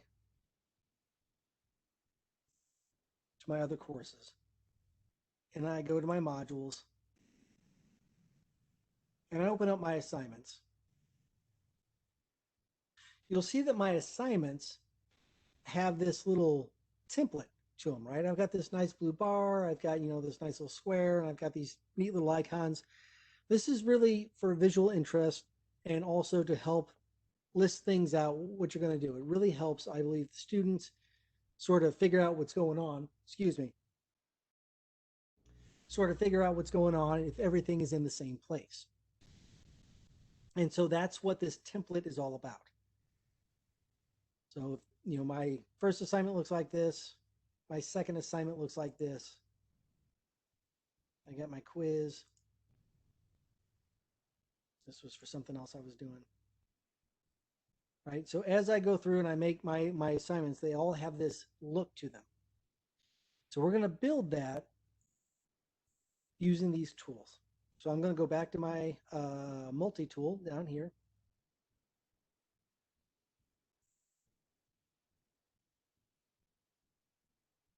And I'm going to go to my template builder. And as we concentrated on the top part the first time, we're going to go down to the templates for the second time. All right, down here in these templates. And you can see I can build out templates for my assignments, for discussions, for pages, for quizzes, whichever. I'm just going to make a quick assignment template because I think that'll get you on the right track. And I'll just call this my awesome template. And I click create template assignment.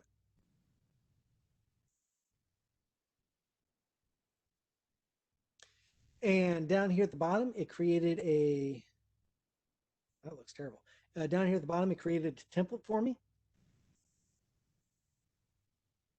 So I will grab this and I'll click on it. And what we're going to do is we're going to generically build out an assignment template. What do we want to look like generically? Okay, well, just as before, we came down to our create and edit content. And we chose a theme. I could start over here by creating these themes. But what I'm going to do first, and this goes back to what Nick was saying, is you have to figure out what it is that you want. So what do I want each of my assignments to have? I want them to have an objective. That's for sure. And I want them to have some activities. And then an assignment, right? That'll work. And maybe a little title block at the top. Looks good. So as it stands right now, this is what my page, every one of my assignment pages would look like. And it would look like this because basically the software is smart enough to know that I picked that theme beforehand, and these themes are sort of tied together. So if I put these things in here, I mean, right now I'm good to go. I could easily keep it like this. If I want to go further, I can say, you know what? I think I want my assignments above, right? And I can shuffle these around a little bit like I was before. But all in all, what I have right now is going to be good. I'm not going to fill in any of this information here because I'm going to save that for when I actually create my assignments. If I really wanted to, I could come down to where it says choose a theme. And instead of doing front page like we did last time, I could do basic page. And once again, the software is smart enough to know this.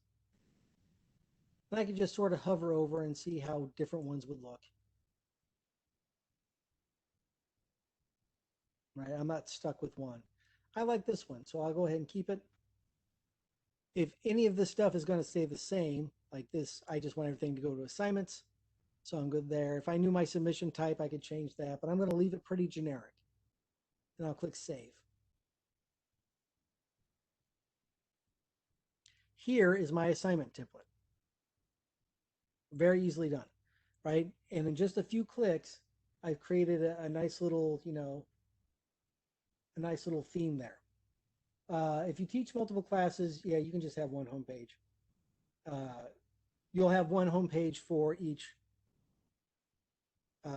course, but you only need one homepage for each section, right? Because of the cross-linking. So I've got this set up here. And now when it comes time to build it, I come down to my multi-tool and I could either go through the module builder again and build them out that way. But I already have some assignments there. Here's the only bad part, not really bad part. Here's the only thing about the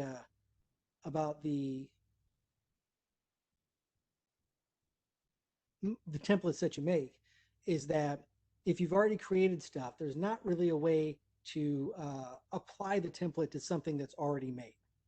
Now you can copy and paste stuff in there all day long, that's fine. But there's not really a way to take something that's already made. If I go to these assignments that I already have, and I were to open this up, that's not an assignment, Scott. If I were to open this up, I can't really take what I've done and apply it to here, right? I could move the stuff around and copy and paste it and, fit it back in. But if I want to create a new assignment,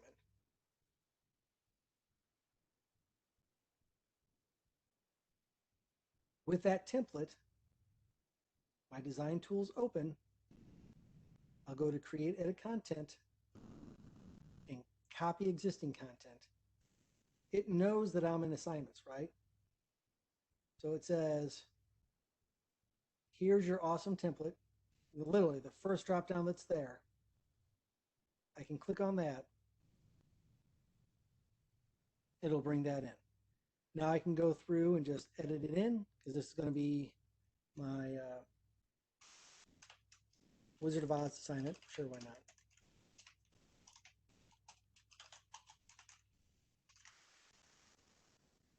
With these tiny little boxes here, I do like to use the banner text and all that. So I'll call this Oz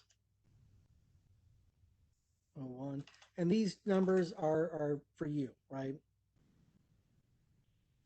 And then I'll come down to my assignment.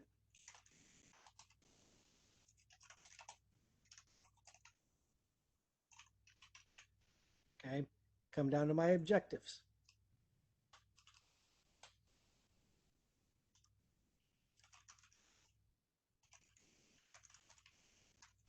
Come down to my activities. If by chance you're like, you know what, I don't need this in this specific one, you're free to edit this one all day long. You know what, I don't need an activity. I'm going to take it out.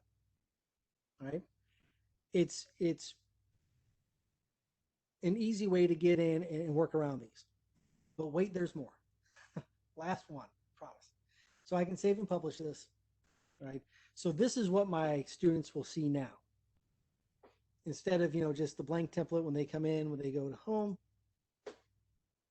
they go to modules. Oh, I forgot to publish it. Always gets me.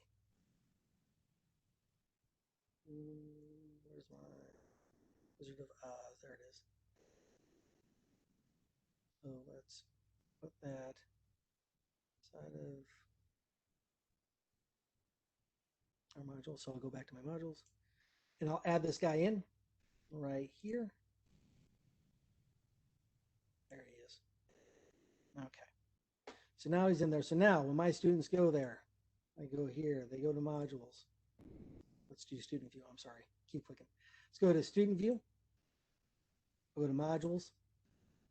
I'll come down to Wizard of Oz assignment. and there's that assignment, right? So once again, it's just a way to add a little bit of interest, but also, more importantly, I would say, make sure all the information is in the right spot. The last thing that you can do with these templates that you've made, you remember from our first session when we went to the multi-tool, and I'll go to the module builder again. If I were to go in and change this to, I don't know, I'll just make it different than those. I'll call this week. And I set in an assignment, I have the ability to use that template. So there's that template. And I'll just make, I don't know, 3. Okay, and so now I can go through, when I add these in and I add them to my course,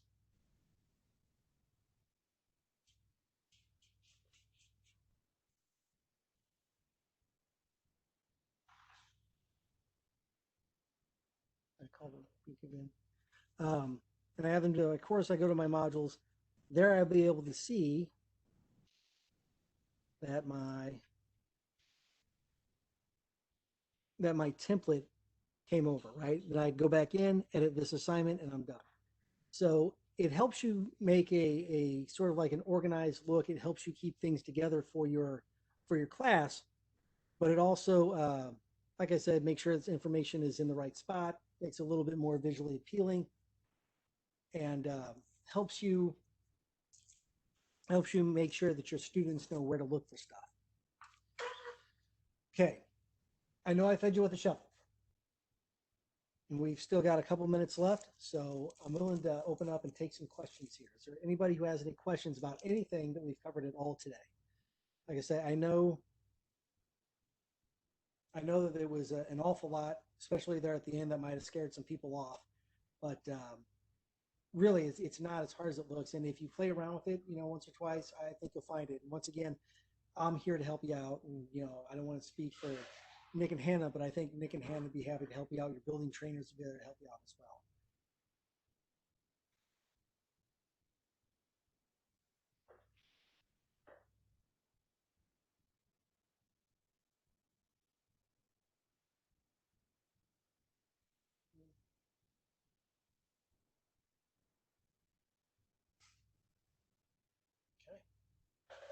Okay.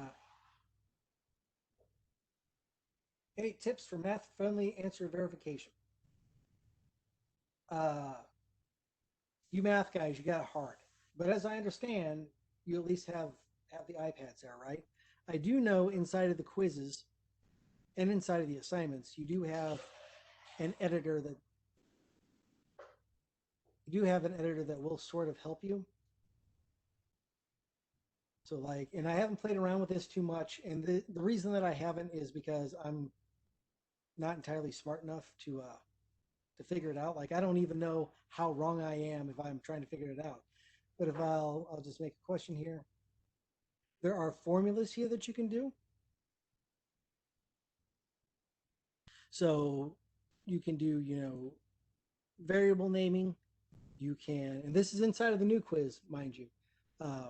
You can do variable naming. You can do a formula definition, and you can generate some solutions down there. I don't know, like I'm in the 5+X region here, right? So anything much above that, I don't know how I can help you out. So I hope that will help you, but I'm not entirely sure if I'm even grasping what you're asking.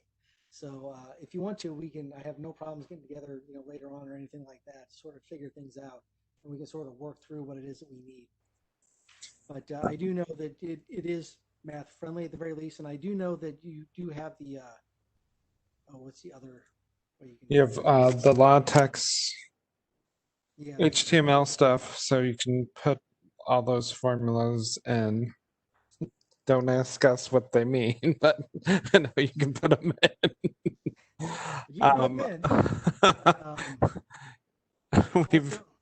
I've shared a video that the Canvas LMS YouTube channel did a couple of weeks ago in June with lots of resources on there.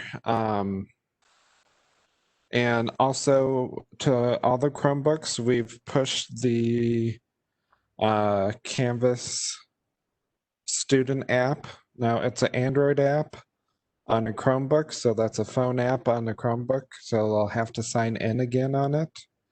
But we are, in this case, we're pretty much talking secondary students, so it's not that. It won't be as hard as asking a kindergartner to do that. Right. So, and with that, all except for seniors will have touchscreens, so you'd have them work through a problem on there. And the nice part about that with the Canvas app is, say you have a problem on there, the PDF or I think even possibly a Google Doc or other doc.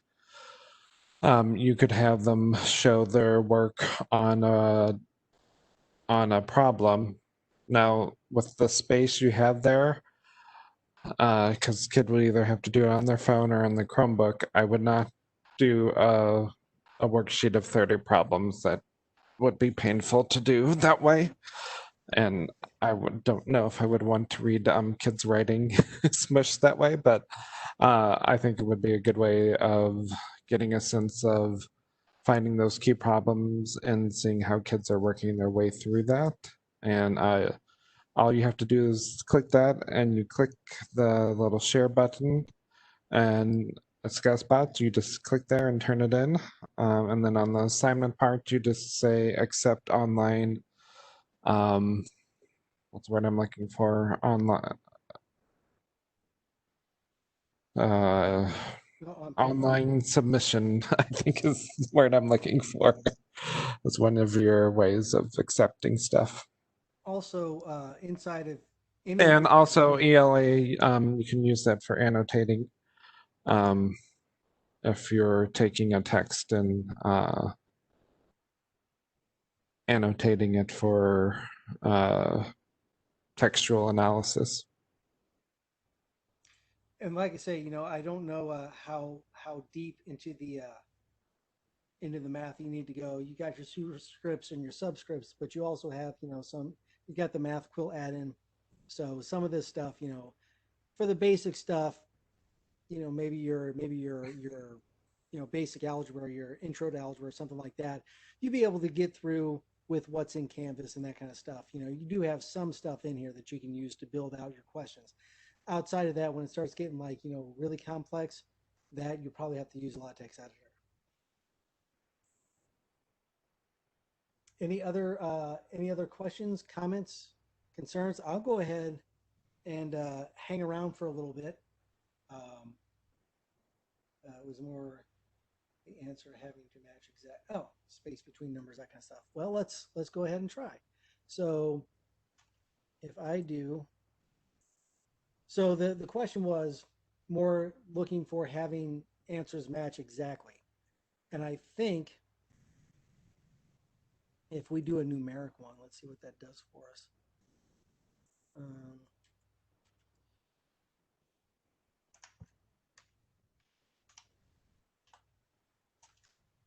so if I do 5x equals 20, define x, find x, there it is. For my answer, I get exact response, I get a margin of error, um, within a range or precise response. I don't know. Well, that would be obviously question before precision of 1. So I would think the precise response would probably be more in the way of like decimals and that kind of whatnot within a range, 3 to 5. Margin of error, you get a plus or minus, I guess, for a percentage probably there. And then exact response would just be straight up 4.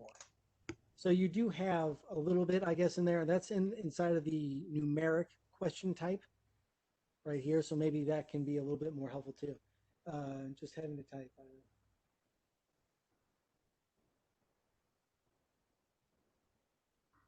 Well, then you would just, so, oh, if they put spaces in when they count it as right. I don't think so. So, well, let's do it. Let's check it out real quick. So I've got 5x equals 20. The answer is 4. I'm going to preview this.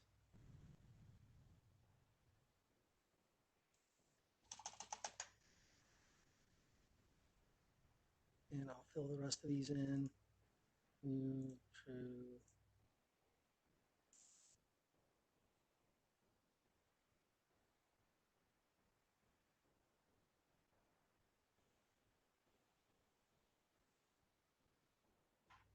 Or 3 and 5. I don't know why I didn't like 3 and 5. Okay, so I put like a bunch of spaces in there and it still took it. So I think maybe that'll work. I guess I skipped over that one. That one I got wrong on purpose. So, like I said, if you're working in those things and especially if you have something in mind, maybe just build out a quick question or two and see if you can make it work. To get the rocket to come up, how do you get the rocket to come up? So to get the rocket to come up, you have to be on a page that has the content editor. So like it won't just come up on like grades, like it won't come up there, right? There's nothing in here to use, so it won't show up there. But if you're trying to make a home page, then I would go to my pages. And even if you have something here already, just go ahead and click view all pages. If you don't, then you get this. Excuse me. Click plus page. And anywhere that you have this editor, you're going to get the ability to have the rocket show up. Now mine shows up automatically, but if yours doesn't, on your keyboard, hit Alt, Shift, and D at the same time. Those 3 keys, the Alt key, the Shift key, and the D key all together, and that'll launch it. That work for you? As more people become familiar with it, we may have it come on automatically, but we don't want to overwhelm people and have it come on and all of a sudden they're like, this is too much and I don't know what to do. Yeah, no, I can totally see, be like, what's going on here? You click on it and you're like, what is this nonsense? So hopefully that'll get you there. We did have a question. If you cannot use Speedgrader with new quizzes, how do you grade those? Or you might already hit that. And yeah, I was gonna say the Speedgrader. Oh, that was the year. Or that was an hour ago. Sorry. Oh, that's all right. Already Those, got there. like I said, for the majority of them, you don't need it. But let's go ahead. Let's go to our let's make a new quiz. Because like I said, with the majority of the stuff, it pulls it up for you. But let's do one that has an essay. And see how this works.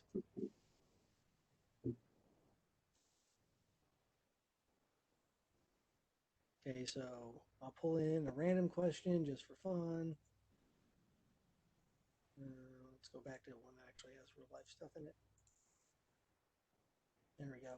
So we'll pull this one in, and then we'll pull in a question type like just fill in the blank, it automatically grades. Essay. Do an essay.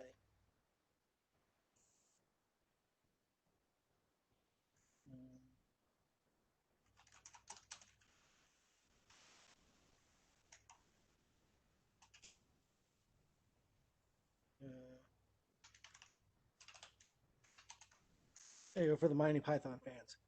And what do I want to show up? So I don't need a calculator, obviously. The rich content editor, that shows up. I can do a spell check. I can do a word count. I can leave little notes there, I guess. So let's see what it looks like. So I'm going to go to done. All right, and I'm going to preview this.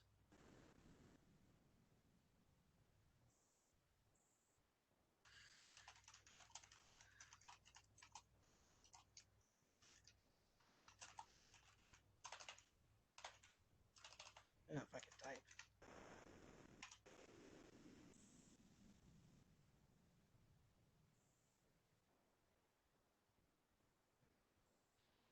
So it auto grades that. It gives them their answer without the thing.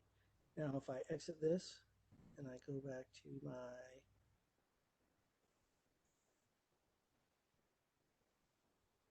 let's see, where would that be? No, it wouldn't be there.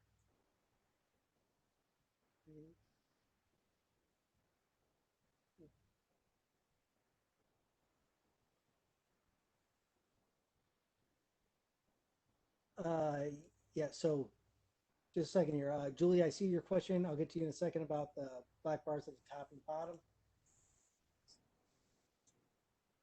Just trying to figure this one thing out real quick. So we're going to do this way. Go here.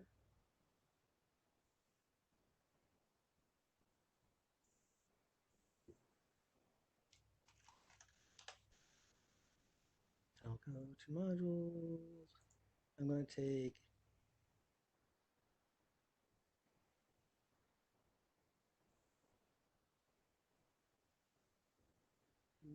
no, I want to move this to the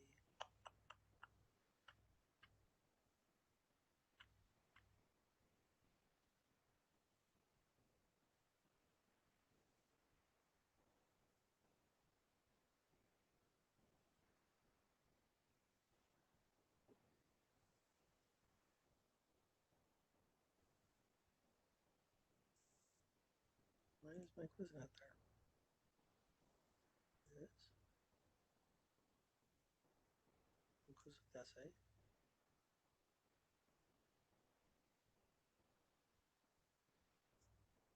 It's published.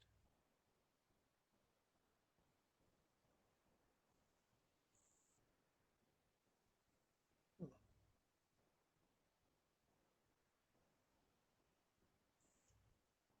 yeah, stop it.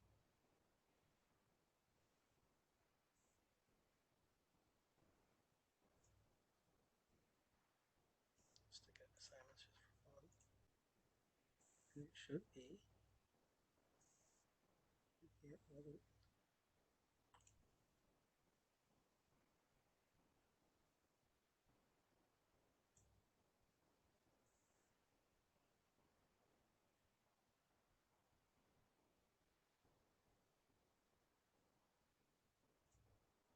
Hmm, that is strange.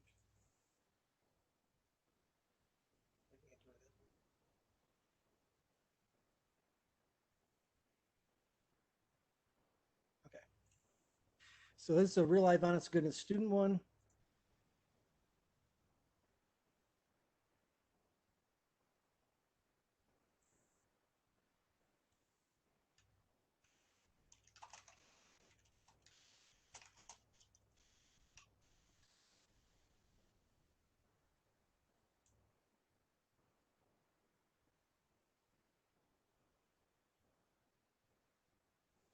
Okay, so that's done.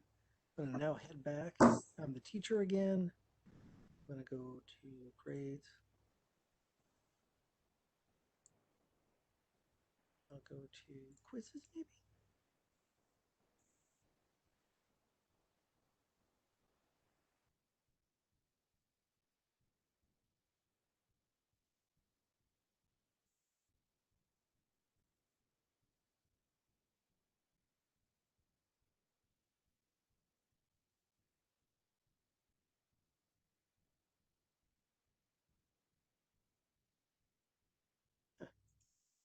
Okay.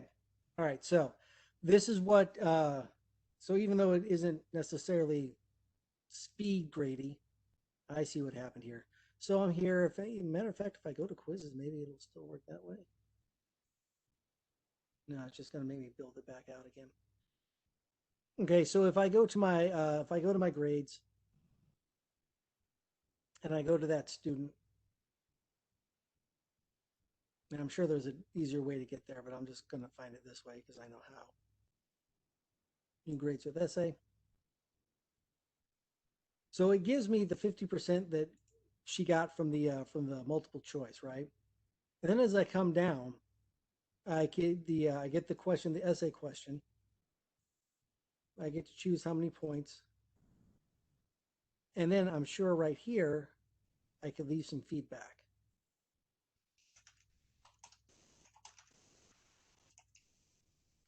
Okay. I can update that. And then up here at the top, I can put in a physical grade. So, which should then, if I go to grades,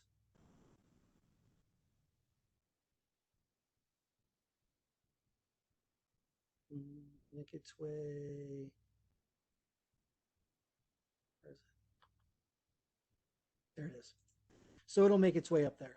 So that's how you would go through it. You just have to find it in the quizzes. And like I say, I'm sure there's an easier way, but you would still be able to manually grade those written parts of the essays, even without necessarily the speed grader.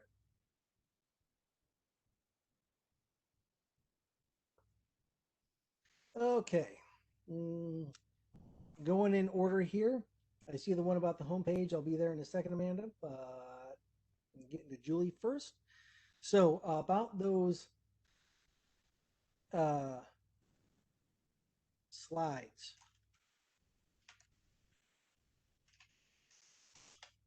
So with those slides, you can't just drag them in and you can't use the Google button. What you have to do, let's go to my assignments. Now I'll just make a new assignment just so I can show you.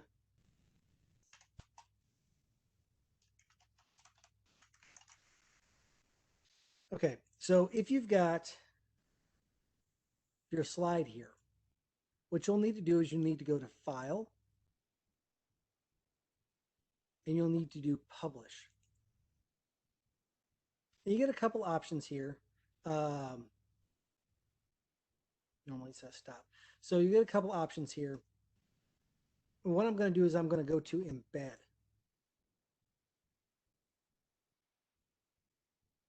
And then I can, require students to sign in with their FCE address if that's something you care about, because this is really going to publish it to the web is what it's going to do. So once you have that there, you can click Publish. Make sure you want to publish it, yes.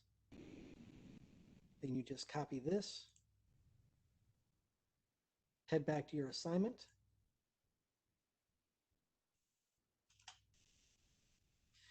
And instead of going through this guy, oops, wrong one.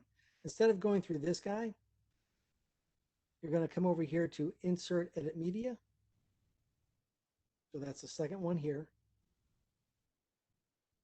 You'll go to Embed, and you'll paste in that code. When you click OK,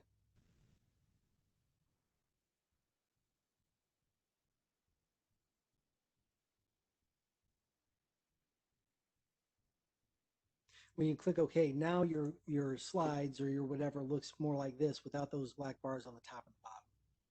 So I hope that helps you out. But yeah, it's just a matter of taking that code. You have to publish it. You got to go to File, Publish, copy that, and then stick it in there. Okay. I made a home page with some cool options. That's awesome. And you publish it, even better. How do I get it to be on the home page on my trial course? I'm stuck there. Okay. So if you have your pages, so I'm assuming that the page is already created and already saved. Go to pages, and whatever it shows here, doesn't matter, whatever it shows, just click View All Pages. Make sure that that page you want is published with the green check mark. And then to the right, click the three dots. And if it's not the front page, it'll say, well, let's go to the one that isn't.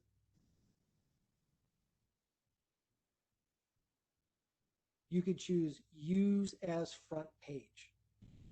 So you find the three dots. That's okay. Noise in house. I got noise in my house too. Okay. So I'll start over. I'm at Pages. So just go to Pages. And whatever shows up here, whatever's on this screen, go ahead and go to View All Pages, this little square up in the corner. All right. So click View All Pages. And from there, you're going to come to the right-hand side, You're going to make sure that your home page, whichever one it is, or if you only have one, make sure that the green check is there. And then you're going to click the drop down box, the three little dots. And you'll get an option to use as front page. If it already is the front page, it'll say remove as front page. Now, it could be both, that it's the front page and you still don't see it. So stay with me. Step one is to make sure that you click use as front page. And it should have this little badge by it, this little front page badge. Come on. There you go, this guy right there. So it should have that. And then you're going to go to your home.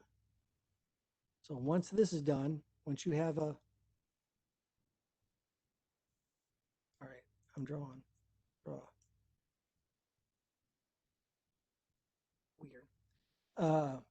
Anyway, once you have that there, and it says front page, it's got that little badge there.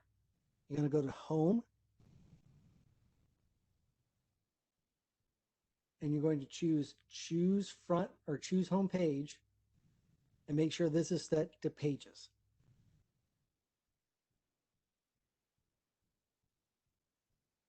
And then when you click home, that should be your home page.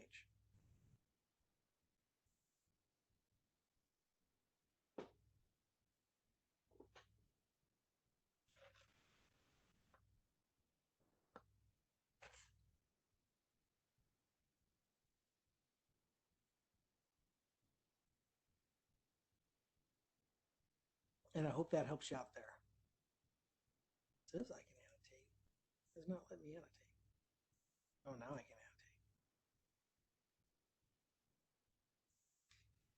annotate. I think I'm confused. Is the home page the first thing kids see? Yes, unless you don't have a home page. So if you do not have a home page, then by default, your students will log in and they'll go directly to modules. And just for the record, that's absolutely fine. But if you went ahead and created the home page, then when your kids log in, the home page is the first thing that they'll see. And you can check that by clicking on the home tab and just go to student view and click home. Whatever shows up there is whatever shows up. That's what the kids will see the second that they come in.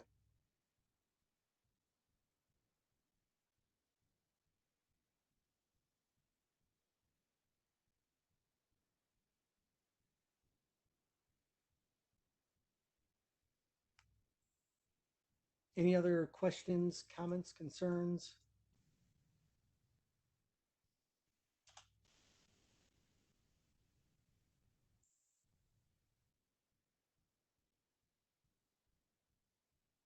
This was recorded, and at some point in the not too near future, the not too distant future, for the MST3K fans, as I mentioned before, if you go to this is just the go.fzsd, the same place you got the link for the site.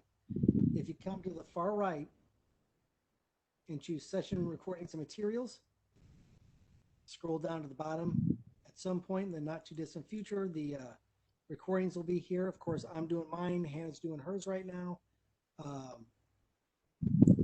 And then, of course, the ones that we're doing later on. You have access to all the materials that we talked about, whether 1, 2, 3, or 4, all that's in there. The video making tools, I am doing tomorrow with Abby Hawkins.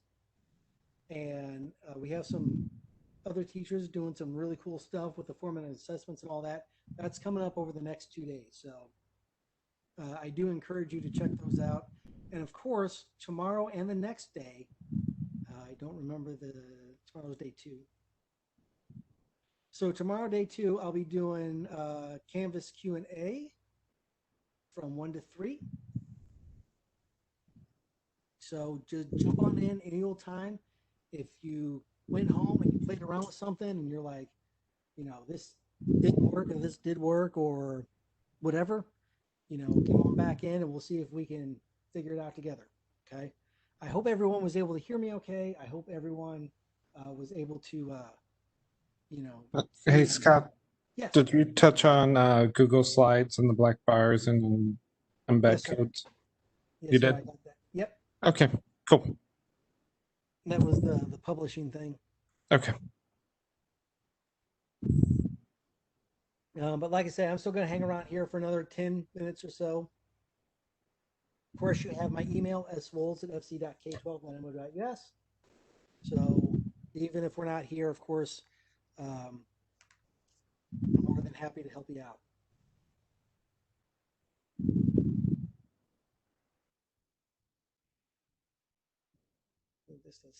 I'll go ahead and stop this recording now, though. I think I can do that.